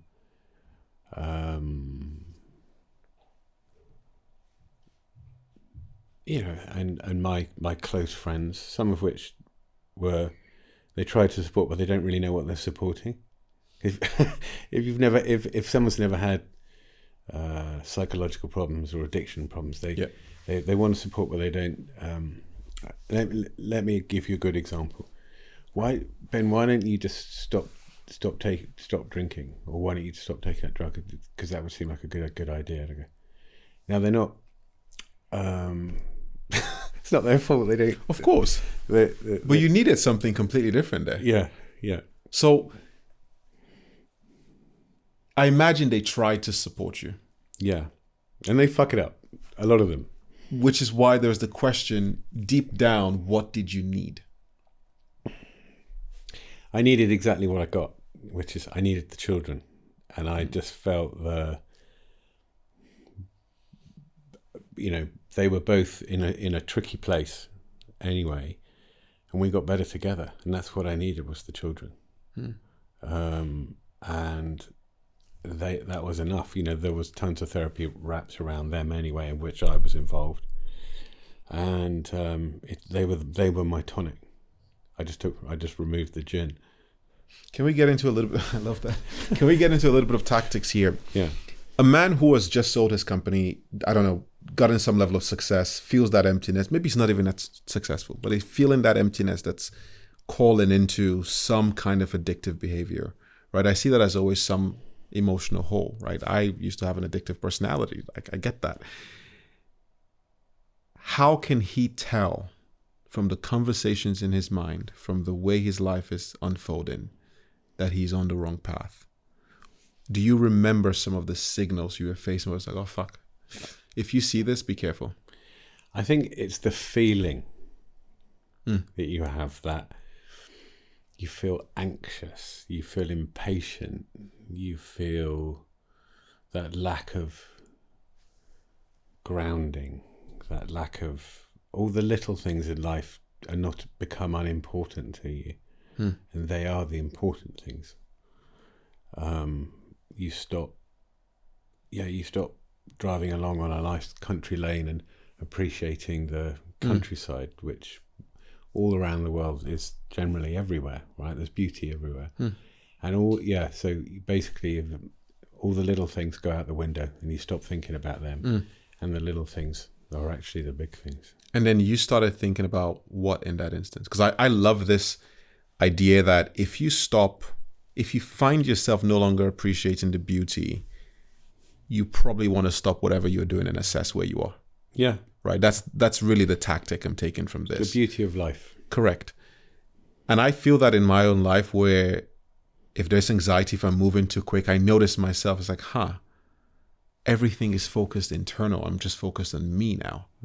I'm no longer looking at the big picture. I'm no longer breathing. I've lost my breath. Yeah. right? And for me, that's a point of slow down, Adeyemi. Relax here a little bit. Where are we going? Are you off or are you on? Is there anything else? Is there any other sign for a man who is on this journey to know when he's off?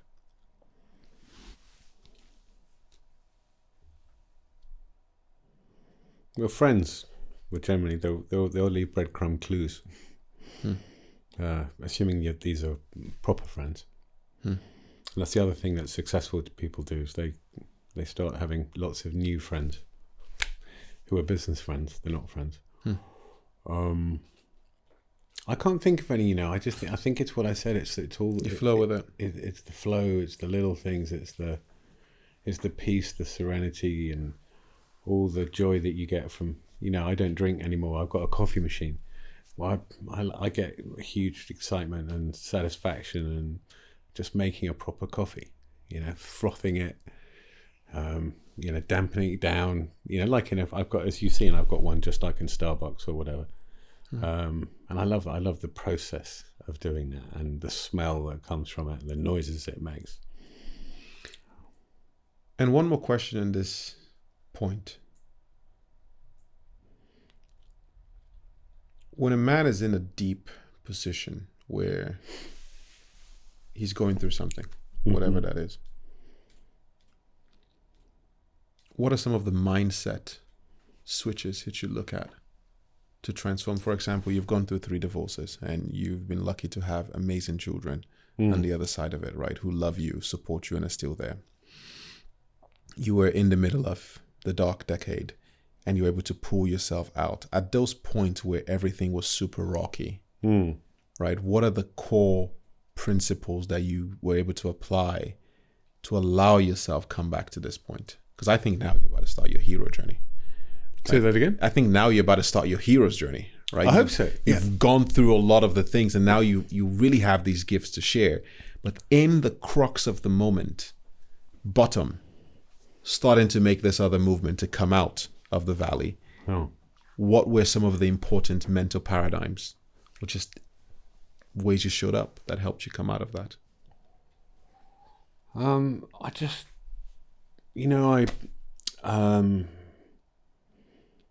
Give me an example. With your wife or with your ex-wife, I guess, divorce is happening. How do you preserve yourself? Or you're in rehab, you have 8 weeks to think through things. What are the principles you decide you're going to live by coming out of that? How do you decide to show up? Well, I'll tell you what, I wrote them all a letter from rehab. My now ex-wife and the 2 kids. I said, I've got no idea whether I'll be a decent dad, a decent friend, a decent this, but I will try every day to be a little bit better. And it matters to me, and it matters to me what you think. It matters to me if you don't think I'm present, and it matters to me, and it's creating that space and that time, for anyone to think about how do I impact others? What is my, is it good, bad, or indifferent? And I knew that I'd impacted lots of people, who I'd worked with positively. And I thought, well, it'd be about time I did that at home as well. And it's just little things, isn't it? It's like you go to the garage or go to the shop and buy something. Whenever I take the children, I go, it's always our job to make them laugh. All right? And I said, we can do anything. Just be funny. You've made their day. Probably they won't have anyone else do that, and that's such an easy win, right? Just little things like that. And equally, if someone's rude to you in a queue or whatever, and I remember Ollie, who you chatted to earlier, said we went to a garage and he said, "Dad, what had we done wrong? Why was he rude to us?" I said, "Ollie, that's very arrogant for you to think it's got anything to do with us." He probably left home this morning, and the kids were screaming, or he'd forgotten something, his wife shouted at him, or whatever, and we're just in the wrong place at the wrong time. And he went, "Oh, I see what you mean." And that's that interconnection between us and others that we were talking about last night. Yeah, I think that's beautiful. I love the way you put that, of even the arrogance to think that someone cares enough about you to be angry at you. Yeah. Something else going on in their life. So Yeah. can you disconnect yourself from the situation and allow something else to come through? This is really going into your process and the whole story. When I look at all the letters you sent me, you shared with me, when I look at all the conversations we have, when I look at all the reasons you made money, it fundamentally comes down to people. Yeah. Right? There is this huge narrative about people. Why is connection and being a good person so important to you? Consciously and subconsciously, clearly. Honestly, I have no fucking idea. It's just the way I'm wired. It just feels right. Just that's all we've got, right? Is how we connect with others. And how they react to those interactions. But what happens when you give too much? That's an annoying question. It's true, I do that. Yeah, you need to have boundaries with the giving. Okay, so how do we have boundaries? I'm working on that. I've often wondered, do you ever go to a dinner or sit down with you got 10 of you at a table and you can tell one person's uncomfortable? I then worry about that fucking person all night and trying to integrate them into the conversation so that they've had a nice evening. So it unsettles you to see someone being uncomfortable. Yes. Yeah, I hate because it's how I felt as a child. Yeah. Or as a, whatever. And sometimes I wish I could switch it off a bit and be a bit more selfish. Just concentrate on me.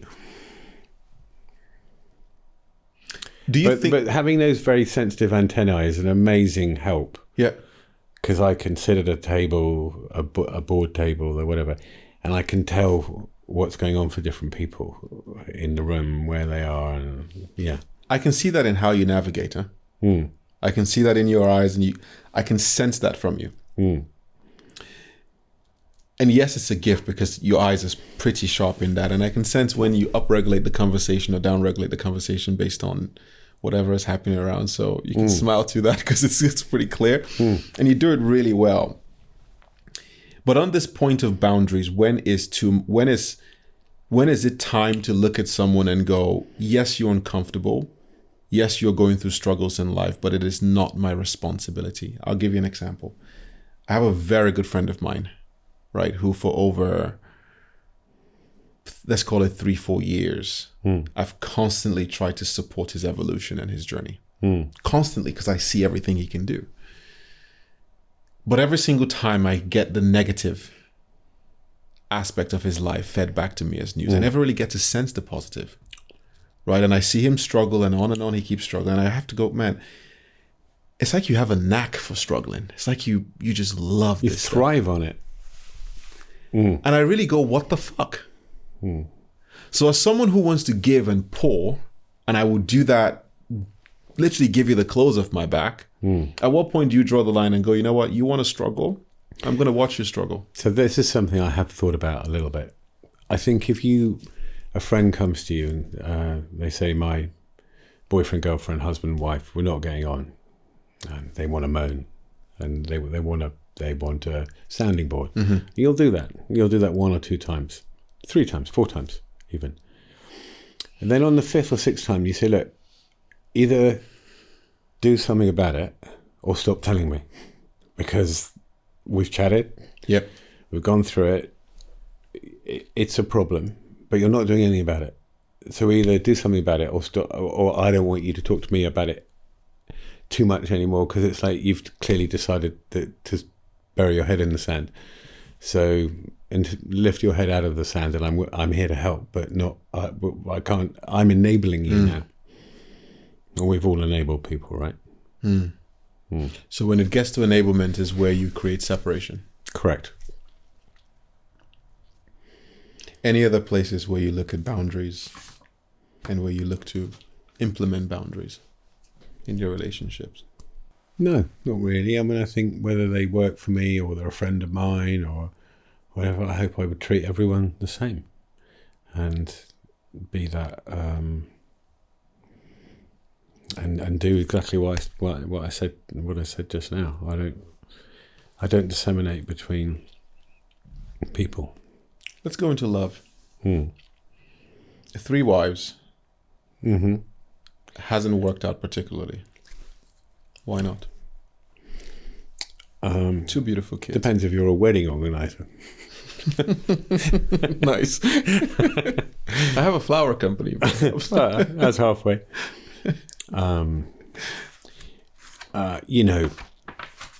I would say that, well, my mother says I'm a late developer. Yeah. And I would say, while I was building the businesses, and I was away 4 months of the year at the end of the day, traveling and stuff, I think I was quite immature emotionally during that, and I think I've caught up now, I hope. And I think it took me 50 years to work out what love is and what I really want from people, whether that's a wife or a friend or whatever. And be confident enough, or maybe open my eyes enough to go, well, I understand what I need now. So what is love for you? That's a. I mean, how long have we got? Just what are your headlines on that? What it's, as your connection to intimacy has evolved over the years, right? What does it mean now for you to really be able to open up into love? I'm just curious. Let's start there. Well, I've never been the word love fan. You don't like it? Ugh. Well, no, it's just movies have fucked it up, right? Sure. Because in movies you have 2 unhappy people and they get together and they're mysteriously a happy couple. And they trauma bond for a few years and then they all break up. That's the romantic. So that doesn't happen. So it's a bit tainted, the word. But to me, it means if you love someone, you love them, whatever it is that they do, because there's that bond, I guess, that you have with children, right? Doesn't matter what they do, you will always love them, I think. So I think for me, it means understanding someone on a deeper level and being happy that and knowing that they share your thesis on the world and your support net. They understand, we both understand what support means, we both understand what each other needs, and we're both willing to offer it, if you know what I mean. I deal with a lot of men who are going but everyone does it in a different way. Yes. But you still know it's there, but it's different with every. Okay, so after the 3 relationships now, and I'm sure there's going to be others, or you might even be in one, has there been a change in your capacity to love someone? No, but I'm just slower. I don't believe this. I walk into a room and I saw him or her and we fell for each other. I just think that's mythical bullshit. I think it takes time, and you peel back layers of the onion. You go, well, the first time we met each other, I like that layer, and I turn on it. Oh, I like it even more. I like that next bit, and I like that next bit. And you go, each time I peel another layer off, I feel more connected to you and happier that I know you. So it's really being patient. That's a great way. Yeah, patient. Yeah. Okay. And then loving the bits. The more bits you take off, do you know what I mean? And I think if someone's too easy to get to know, sometimes that won't last. I quite like people. It takes a few occasions to go, oh, I didn't notice that about them. Oh, like Ollie, who you've met. He's quite curious, isn't he? And he's if you met my other son, he's much more upfront, and you know what you get. Whereas Ollie's more of each time you sit with him, you'll learn something new. He unravels. Yeah. Why did the divorces happen? What were the signs that told you it wasn't going to work? I'll tell you where I'm going with this. I have a lot of people I speak to who they're in that point where the relationship isn't working. And they know in their heart of hearts it's not working. But they stay in that kind of interlude zone for a while, even though the signs are clear. Yeah. So I'm curious, what have you seen that has made you... Well, I think the first thing is, if it does work, it's luck. Because when you get together, typically you're in your 20s or whatever. So it's unlikely that you'd have to be pretty advanced to really have decided who you are, and what you stand for, and what you are in your core essence. Mm-hmm. I think that happens much later in life anyway. So therefore, by definition, the person you marry, there's a big dollop of luck, right? That as you both mature and grow, you go, oh look, we both want the same things. That's a bit of luck. You're not married, are you? No. You know, how often do you actually sit down with someone when you're about to marry and go, what's important to you? What's important to me? Where, I'm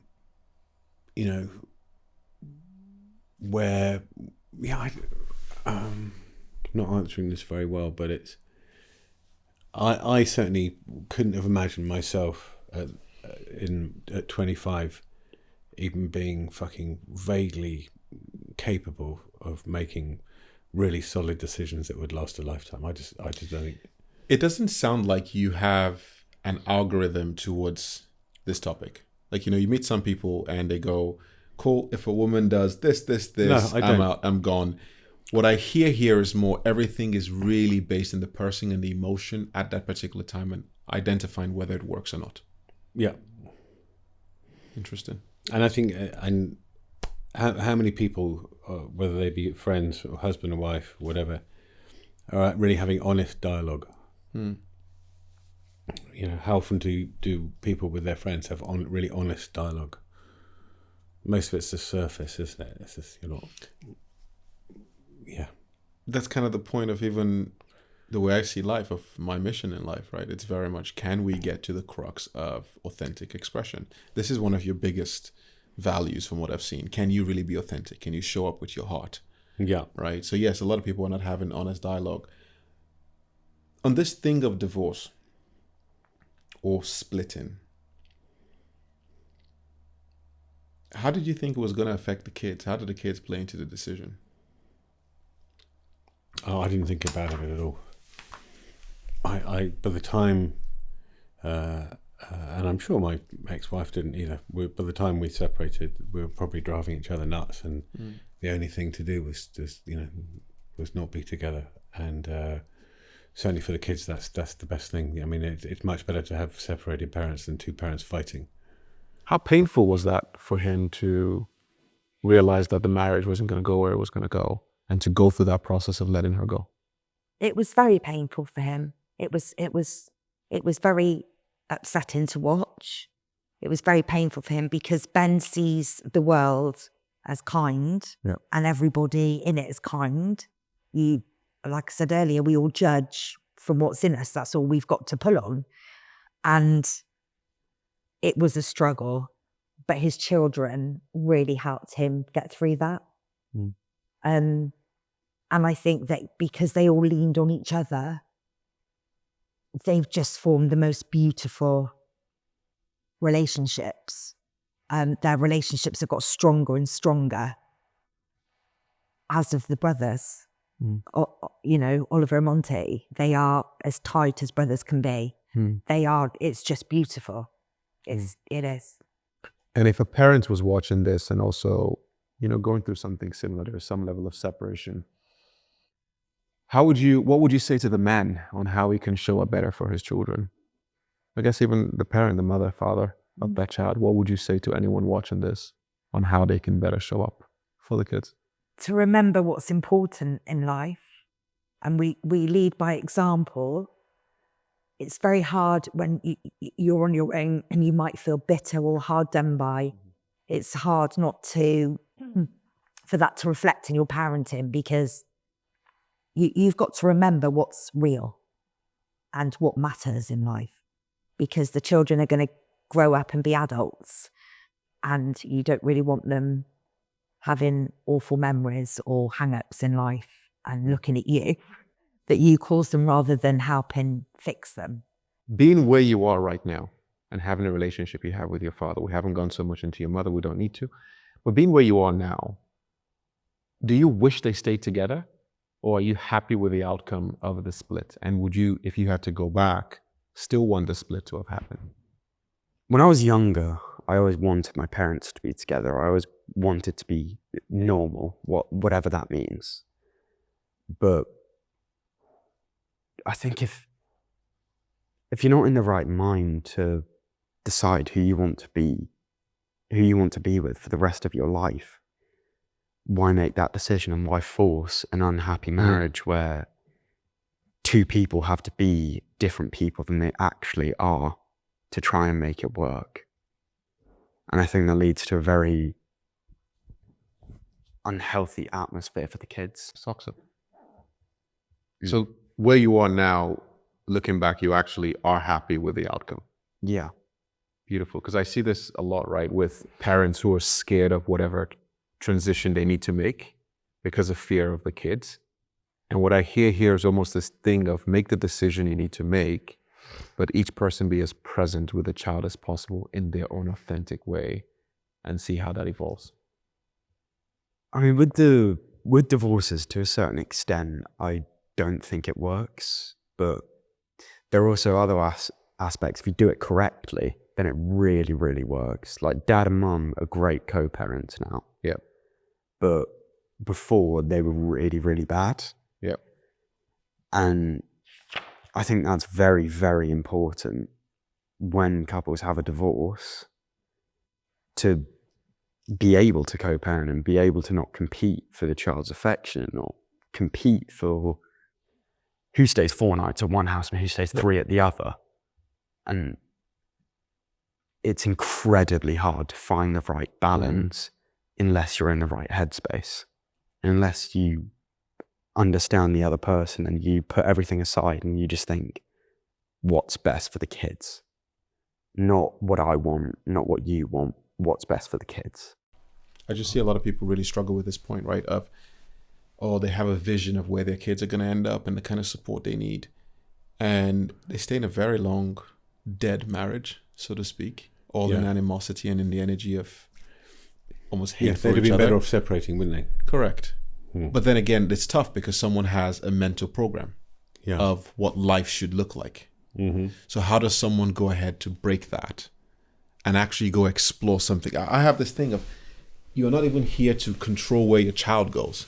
You're here to discover what this child is going to be. And this child is also here to discover your own journey. So can you allow that to happen? But for the man who is at that point where his relationship is on the teetering edge and he knows he should leave, what can you share to that person? Leave.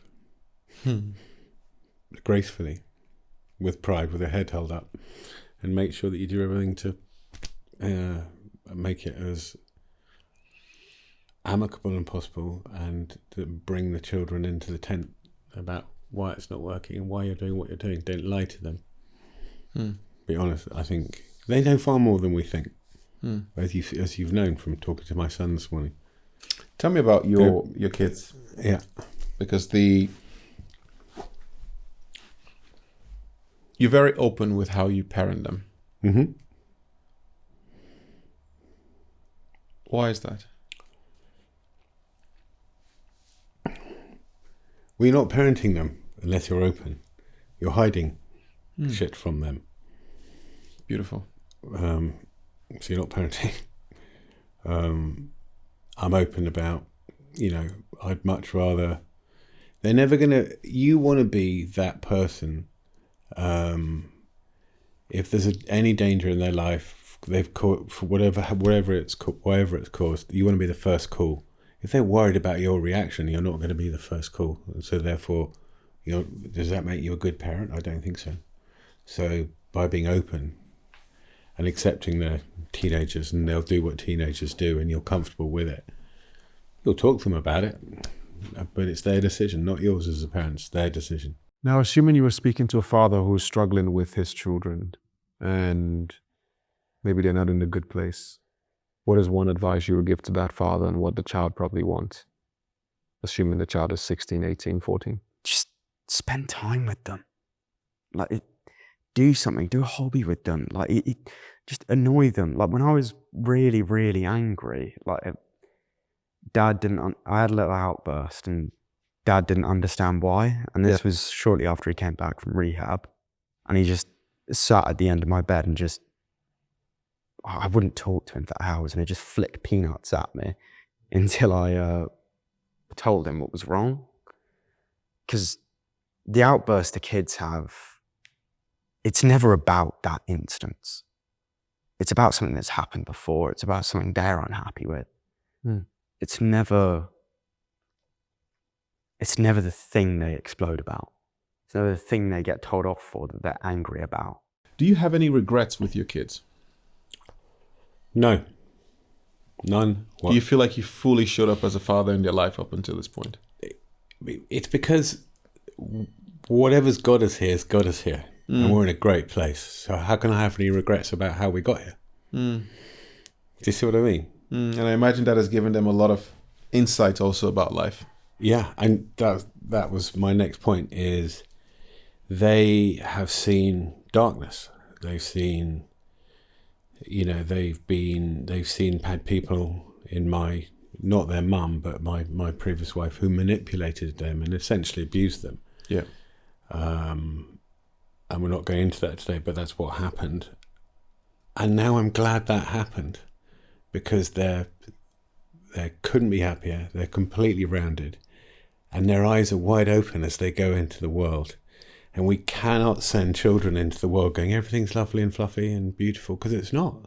There's lots of amazingness.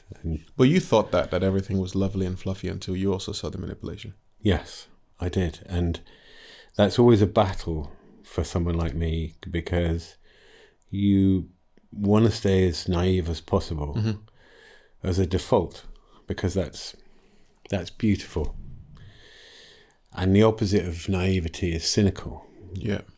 And that's not a good place to be. So you want to remain naive at your core, but with some cynical antennae that you can put up with antennae that sniff out bad things. Why did it shock you so much? We don't need to go into the details, but why did it shock you so much to experience the manipulation with your ex-wife? I remember the interview with Nicole, and from the conversations, she's talked about it. You were pulling your hair out. You don't really have that much hair, but you were pulling your hair out. Whatever hair was left. You were pulling it out, trying to understand why this dissonance occurred, why this happened. Why was that so hurtful for you?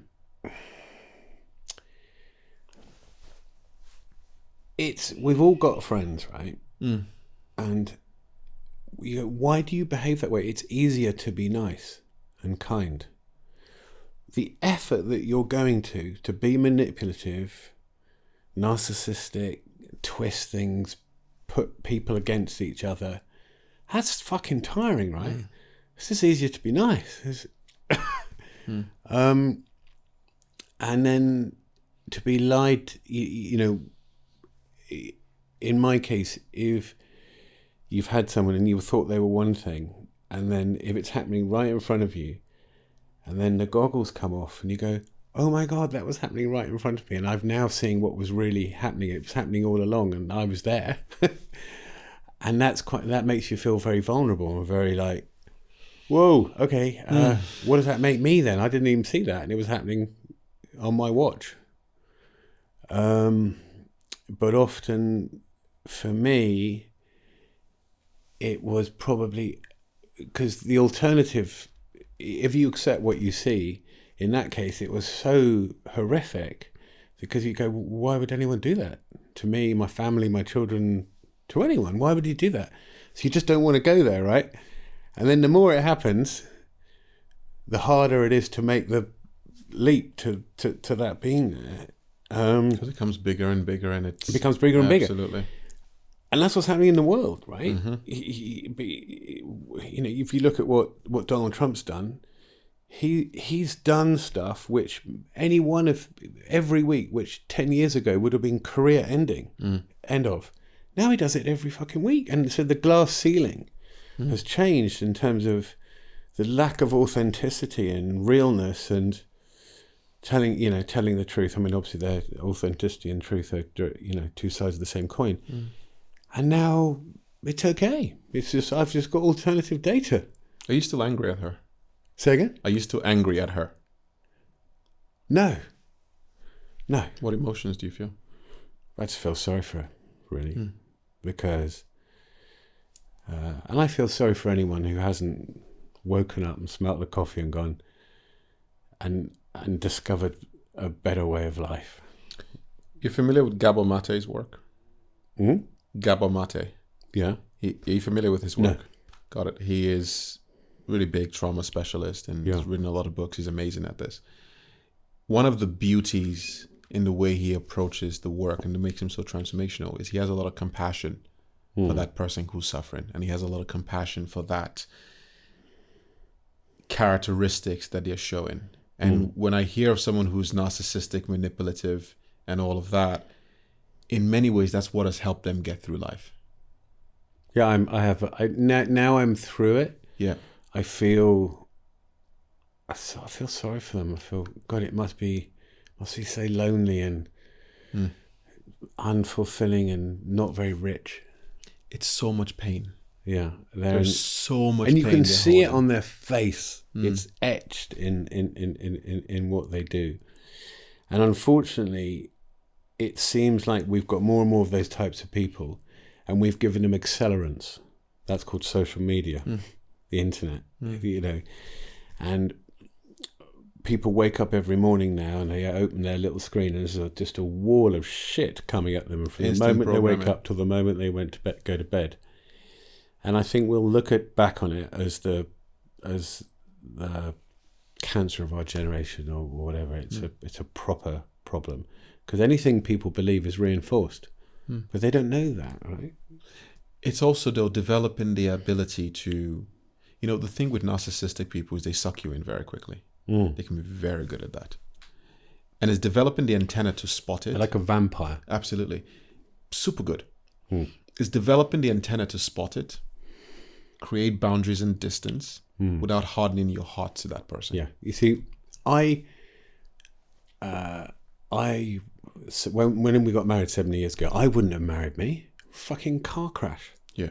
Why? I mean, it's crazy. You're marrying someone who's going out and drinking too much.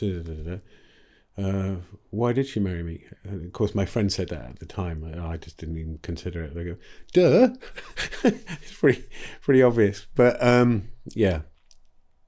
This is, again, hindsight being wonderful. As I hear you speak, I sense a bit of anger in myself, actually, because we've spoken for the last probably about a month and a half or so. We've been connecting. We've spent time together. I'm sure you have interesting parts of you, but I've also seen a lot of the good, soft, emotional part. And the anger comes in where I think about how certain people can manipulate and tap into that, right? And that vulnerability and that vulnerable moment you're probably aware of, being taken advantage of and not seeing it. A lot. Yeah, not by my ex-wife, by some of the people I work with and stuff, I have taken advantage of me without any shadow of a doubt. And that's hard. That's painful. But equally, that's a them problem. That's sad. They're living a less rich life without me in it. And they know why I'm not in their life, because of what, we have a different true north. It comes down to what we spoke about yesterday. The heart that can love is the heart that can feel pain. And I loved it when you said that, and that's so true. That capacity to feel the full wave, the full spectrum, right? When I see someone who can't feel deep love, they're usually running away from pain. And that is also typically the narcissistic, manipulative person who doesn't allow themselves to connect, right? So they can fake it, but what they're actually doing is they're protecting themselves. They can learn the behavior. Correct. Yeah. So they protect that core pain, but here as I see you and I'm getting to witness you, it's seeing that capacity to go, oh, fuck, that kind of hurts me. I feel that. I feel that speed bump, like you like to say. You're feeling it. But also I get to sense that ability to say, I actually want to love and be authentically able to express this heart of mine. There's no question there. That's just a comment. No, it's I like that. What I'm noticing. Yeah. Let's go into brotherhood. Go on. And people have just got to come to you. They either come to you or they're not. They'll hear you. You'll be vulnerable. You'll be open, and they'll either come. As one of my great friends Tony says, "Come on in. The water's warm." They'll either come or they won't. And that's nothing. You can't control that. But ultimately, the pain is part and parcel of the gift. Yeah. So it's part of the thing to deal with. And I like to think it actually helps calibrate your ability to love a little bit more. So my challenge, which I don't need an answer to, is can you maintain that capacity to feel the pain and maintain the capacity to express the love? Because I think coming out of what you've come out of now, and as we're about to get into what the future holds for you, your journey is really just about to accelerate, in my opinion. Right? Even at 55. Let's go into brotherhood. What makes a good brother, a good friend, a good group? I think this is one of the things that a lot of men don't have, a lot of people don't have, even more so for men, in the way we bond and connect without egos, to have authentic brotherhoods. What's important with yours? I think you said you have 6 super close friends. Yeah. What makes that? What is important there? I think they're consistent. You can't. I've got a friend who's shit at communicating, but he's consistently shit. He's not really good one month, and when consistently shit. But when we're together, he's lovely. He's got a phobia of telephones, separate, called Harry. But every aspect of his behaviour is consistent. And I love. We've all got friends who moan, but they're consistent. What you don't want is different, people different each time. I don't know. It's the same as what we all want, right? Someone who's there, who listens, who's supportive. And I guess the most important, who you genuinely feel cares. Boom. And has your back, no matter what. Not who you strategically think is a good friend to have. No. Those strategic and friend don't really go in the same sentence. You were surprised. I think you were surprised. And for me, I'm looking for authentic connection. I think men don't have enough brotherhoods. And the right kind of group, when a man is in his journey, he needs a group of people who will call him out on his bullshit. That's how he can transform. Or he does it alone. Right? And this is from the work of David Deida. There's an interesting difference to the way it works with women. Right? Where women typically, they can bond and form connections in a different way. And there's a whole thing I think women are much better at it. Yeah, there's a whole thing with masculine, feminine dynamics. But when it comes to men specifically, they need a group of people who can absolutely hold them to standard and say, hey, get off your shit here. 100%. Right? So for me, when I think about friendships and the people I want to surround myself with, it's not that we're nice to each other, we're having fun. And we have a bunch of memories. Can you challenge me into a deeper aspect of my being that I haven't scratched or explored? And if you can't do that for me, and I can't do that for you, and it's not a natural inclination for us to do that, then we're probably not a true brotherhood. Well, you're getting a bit American for me now. How? I think I know what you. Yeah, I mean, there's the bits of friend. There's the banter bit, especially being male and British, which can have its downsides, but sure, go on. But that's the softer. We can't be bothered to talk about anything else. But and that's our default. And then there's the bit below that where you're encouraging people to go further and to dig deeper, right? No, but we're not each other's therapists. Yeah, but I'm curious about just how that setup works. Let's move into your current chapter. Mm-hmm. Started a new company, Yeah. gotten it funded again, accelerating forward. What is the driver behind this one? Multiple drivers. One of them is building a business sober and straight, and feeling every speed bump. I've never done that before. And also building a business and celebrating every success and feeling every failure or success, in a way that you can only do it if you're present and clear-headed, as it like. And then the other reason is, to be honest, a purely selfish reason. The decade that I spent struggling, I made lots of fucking cataclysmic decisions, including my last wife, and they were all expensive. You know, because I was under the impression that if I built another business, sold that for more than $1 billion or whatever it was, I'd be happy. I mean, how crazy is that? Now that you're in this new business and you have these different motivating factors, how are you being received? How is your product being received? And what is the difference in the way you're able to show up and actually lead this business as you feel every bit of the speed bump? How was this business received? I'm more interested in what is the change in your leadership style and your progress now that you can feel every bit of the speed bump, now that you're fully present. Do you know what? My leadership style is not massively different than it was before. I was always patient. I'm even more patient than I was then. I think my team would say it's actually more intense now, Ben, because there's no pulling the wool over your eyes. You're on. You forget nothing. Whereas before you'd forget stuff and leave us alone and come back and say, "Where's this? Where's that?" Whereas now we know that you'll forget nothing. And I'm more in the detail now as well. So you feel sharper? Much sharper.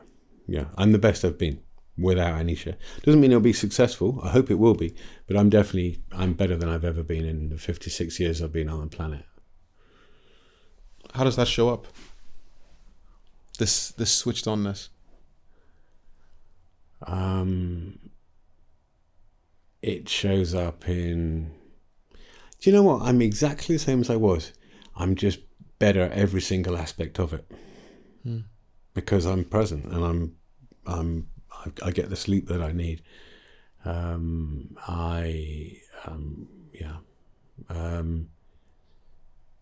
all of the research and all of the reading and everything that I used to do, I can just do more of it. So I'm just a better version of me. Beautiful. Yeah. And what's next for Up now? You just raised 10 million recently? About over a year ago, 14 months ago now. What's next for the company? Yeah. What's next for that? I think that, so for all businesses, if you take retail and travel, 20 to 50% of all of their sales are driven by what's called paid media. We've all experienced it. You know, you search for something on Google, a holiday, a pair of shoes, a jacket, and paid media is what's driving the results. 5 years from now, the market in Europe and North America for paid media will be $1 trillion or more. Okay. Today, that spend is largely driven by people who use a combination of spreadsheets and other data sources to decide how to most effectively spend that budget.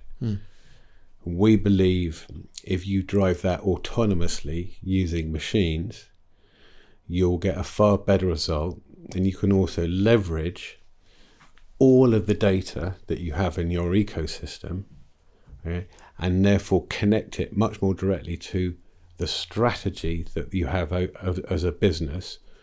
And as a result, you'll get far more value from that $1 trillion than you ever could by doing it manually. And so it should be the biggest business that I've ever touched.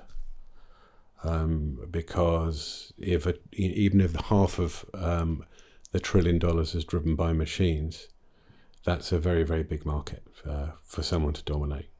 And we're the market leaders in it by a country mile right now. Yeah. It's an interesting trend you have, right, of also being the maverick entrepreneur in the cybersecurity space many years back, and to still be in this position where now you are leading the market again. What's your time horizon? It really helps that you don't know anything about the market, because you don't draw inspiration from the market. You don't have any prejudice. You just go, why is that like that? Duh. And it allows you to be completely objective and view the world different through a child's eyes, as it were. And I think one of the reasons that entrepreneurs are often not educated and haven't been through university is university kind of, I don't know, it crushes creativity in some ways, or the academia crushes. Whereas if you haven't had any of that, you've still got it all. What do you think gives you your Midas touch? You've sold 3 successful businesses. I'm pretty sure you have one. I think I'm very fortunate in that I like, although Ollie wouldn't agree necessarily, I know quite a lot about technology and I know quite a lot about business, and I marry the two. I only care about technology if I can understand its application to a business and how it will make that business more effective. I don't care about the technology for technology's sake, and I love the marriage of the two. And then that sitting down with a customer who's paying you 50 grand a year or 100 grand a year or whatever it is, and who goes, do you know, in the case of Up, you know what, Ben, I thought, we've bought so much AI software and most of it hasn't delivered in the way that we hoped. And you live for the time you sit with them and go, do you know what, your software does exactly what it said it would do and more, and we think we've got a good value.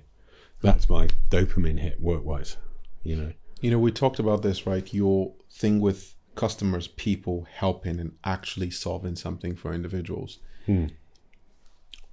And for me, having the interview, it's one thing to see that aspect, even in your previous interviews. Yeah. But to see the heart behind it, that's, in my opinion, one of the biggest keys here, right? Of really seeing that genuine side of you that wants to give, that wants to share, that wants to be there, that genuinely wants to help these people have more success in their business, in their lives. And that's a very natural thing. And I think that's also one of the other things, right, on the combination of technology and business, which it brings in a very different edge. Yeah. I've seen a lot of entrepreneurs. It's a genuine, deep sense of giving a fuck. Yeah.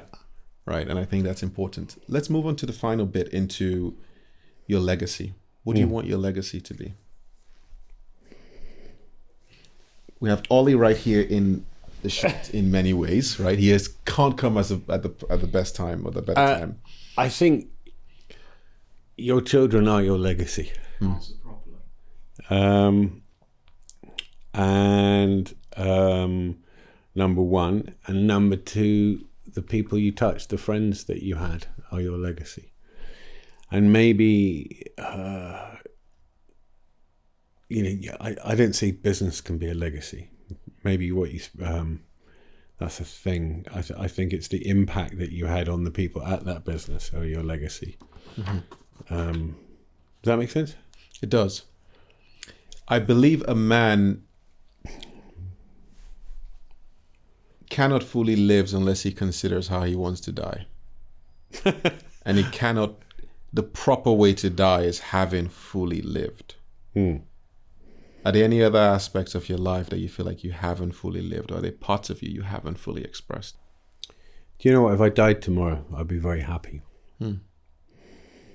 There's not, but I want to concentrate on me a little bit more. I'm loving the kids and raising them and all that fun. I'm loving the work thing as well. If I could have a little bit more time to just do, other stuff, travel, hang out with mates that, we don't get enough time together.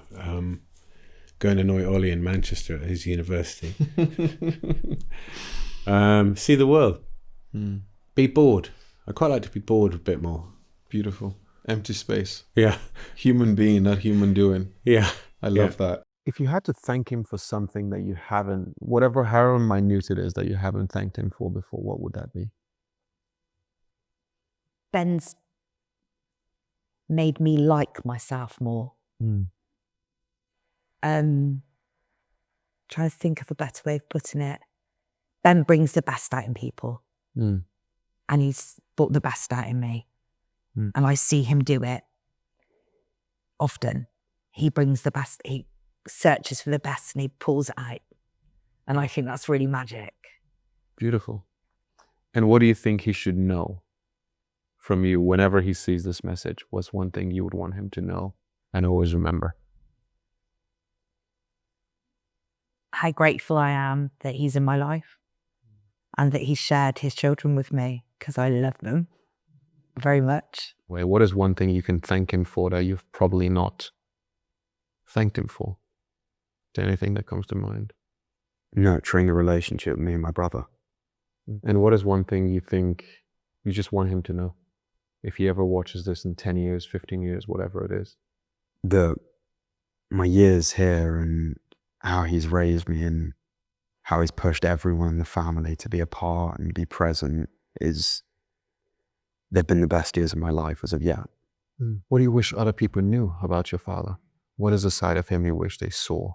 Apart from the money, apart from the success, apart from the business, what is the core of him? The core of him is who he is here. People only know what they see in interviews or like they see in a newspaper, or they hear rumors, or they hear this, or they hear that. Like, no one knows him. All of the people who have an opinion on him, they haven't sat with him and spoken to him. They don't know what he's like. They're just making an opinion from other people's opinions, if that makes sense. And what do you wish they get to see? What is the characteristic of him that you wish people were able to understand more so that he can have more love and connection also in life? He struggles with his hearing quite a bit, so he doesn't really go out now. Because when he goes out, he just can't hear anything and he can't have a conversation. Yeah.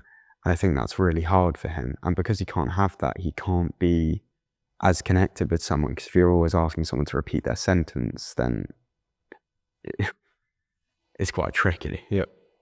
If people just sat with him, they'd understand what I see. They'd understand what Monty sees and what Nick sees and what everyone who really knows him sees. So now, seeing your father's success, what he has gone through, the ups and the downs, really getting to witness and feel some of it, how has that inspired you and what has that planted in the man you want to end up becoming? When I was younger, I always wanted to be as successful as my dad, or I wanted to live in some fuck-off big house like this. Yeah, I was a nice house. I wanted to have nice things. I wanted to have the cherry red Ferrari, but it's all unhealthy. It's all material. It's all things. It's searching, like you said, it's searching for purpose externally and not internally. Now I just want to be as happy as my dad, and I want to be as present with my kids as my dad. And Wow. I have a final question for you. I want you to think about this one. What would you want to be written on your tombstone? Loved by all. I can't think. I'll come back to you on that. Good. I really think seeing you all, seeing how you've shown up, for me, it's really warmed my heart. Good. Right? And seeing that openness into, what is the driving force behind this man? And it's nice to see the money, it's nice to see the nice house and see everything, but I think there's much more to you than that. And for me, it comes down into the people. It's in your eyes. I can see it clearly. I'm working on it. Yeah, it's in your eyes. It comes down to the people. It comes down to the ability to say, can we be authentic? And throughout this last few hours and day, I have seen that come through very deeply. Good. Right? And for me, to anyone who's watching this is absolutely something to strive for. This is absolutely that thing to go, I want to open my heart into individuals and risk loving and being loved, and risk being present for the children, and risk letting go of control and ego and the need for respect to just be able to connect. Yeah. Right. And for me to see that with someone with your success, entrepreneur, your drive, because you still have a lot of drive, right? That's pretty special. Thank you. And I think more people should have that. So thank you for the interview. No problem. Well, thank you. Beautiful. All right. We've had a beautiful conversation. We have talked. We have peed. We have taken time out of shot and in shot. And I'm just grateful to be here and to have the depth, to also have your son in the background. Just being here, witnessing it all, I think it really, really puts the last full stop on this whole adventure that we've had. So thank you. It's actually been nice to. We've often thought as a family it'd be fun to have Gogglebox here. Yeah. Do you know what I mean? So this is a kind of version of Gogglebox. Beautiful. And it's nice to invite you into our weird little world that we love and we cherish and we protect. And nice that other people can see and get it. Yeah. Yeah, and see how special it is. Awesome. I'm really looking forward to the success of Up. Thank you. I hope it absolutely takes off. We're getting pretty close. Yeah. Ben, thank you. Thank you. Oi. Cool. Done. There we go. Done. Hungry? I am a bit hungry, yeah. When we spoke about being in the boardroom, you got a lot of light from, thinking about helping people succeed. How does that contribute or factor into your legacy and purpose that you want to step into? I think I need to find a way to productize that.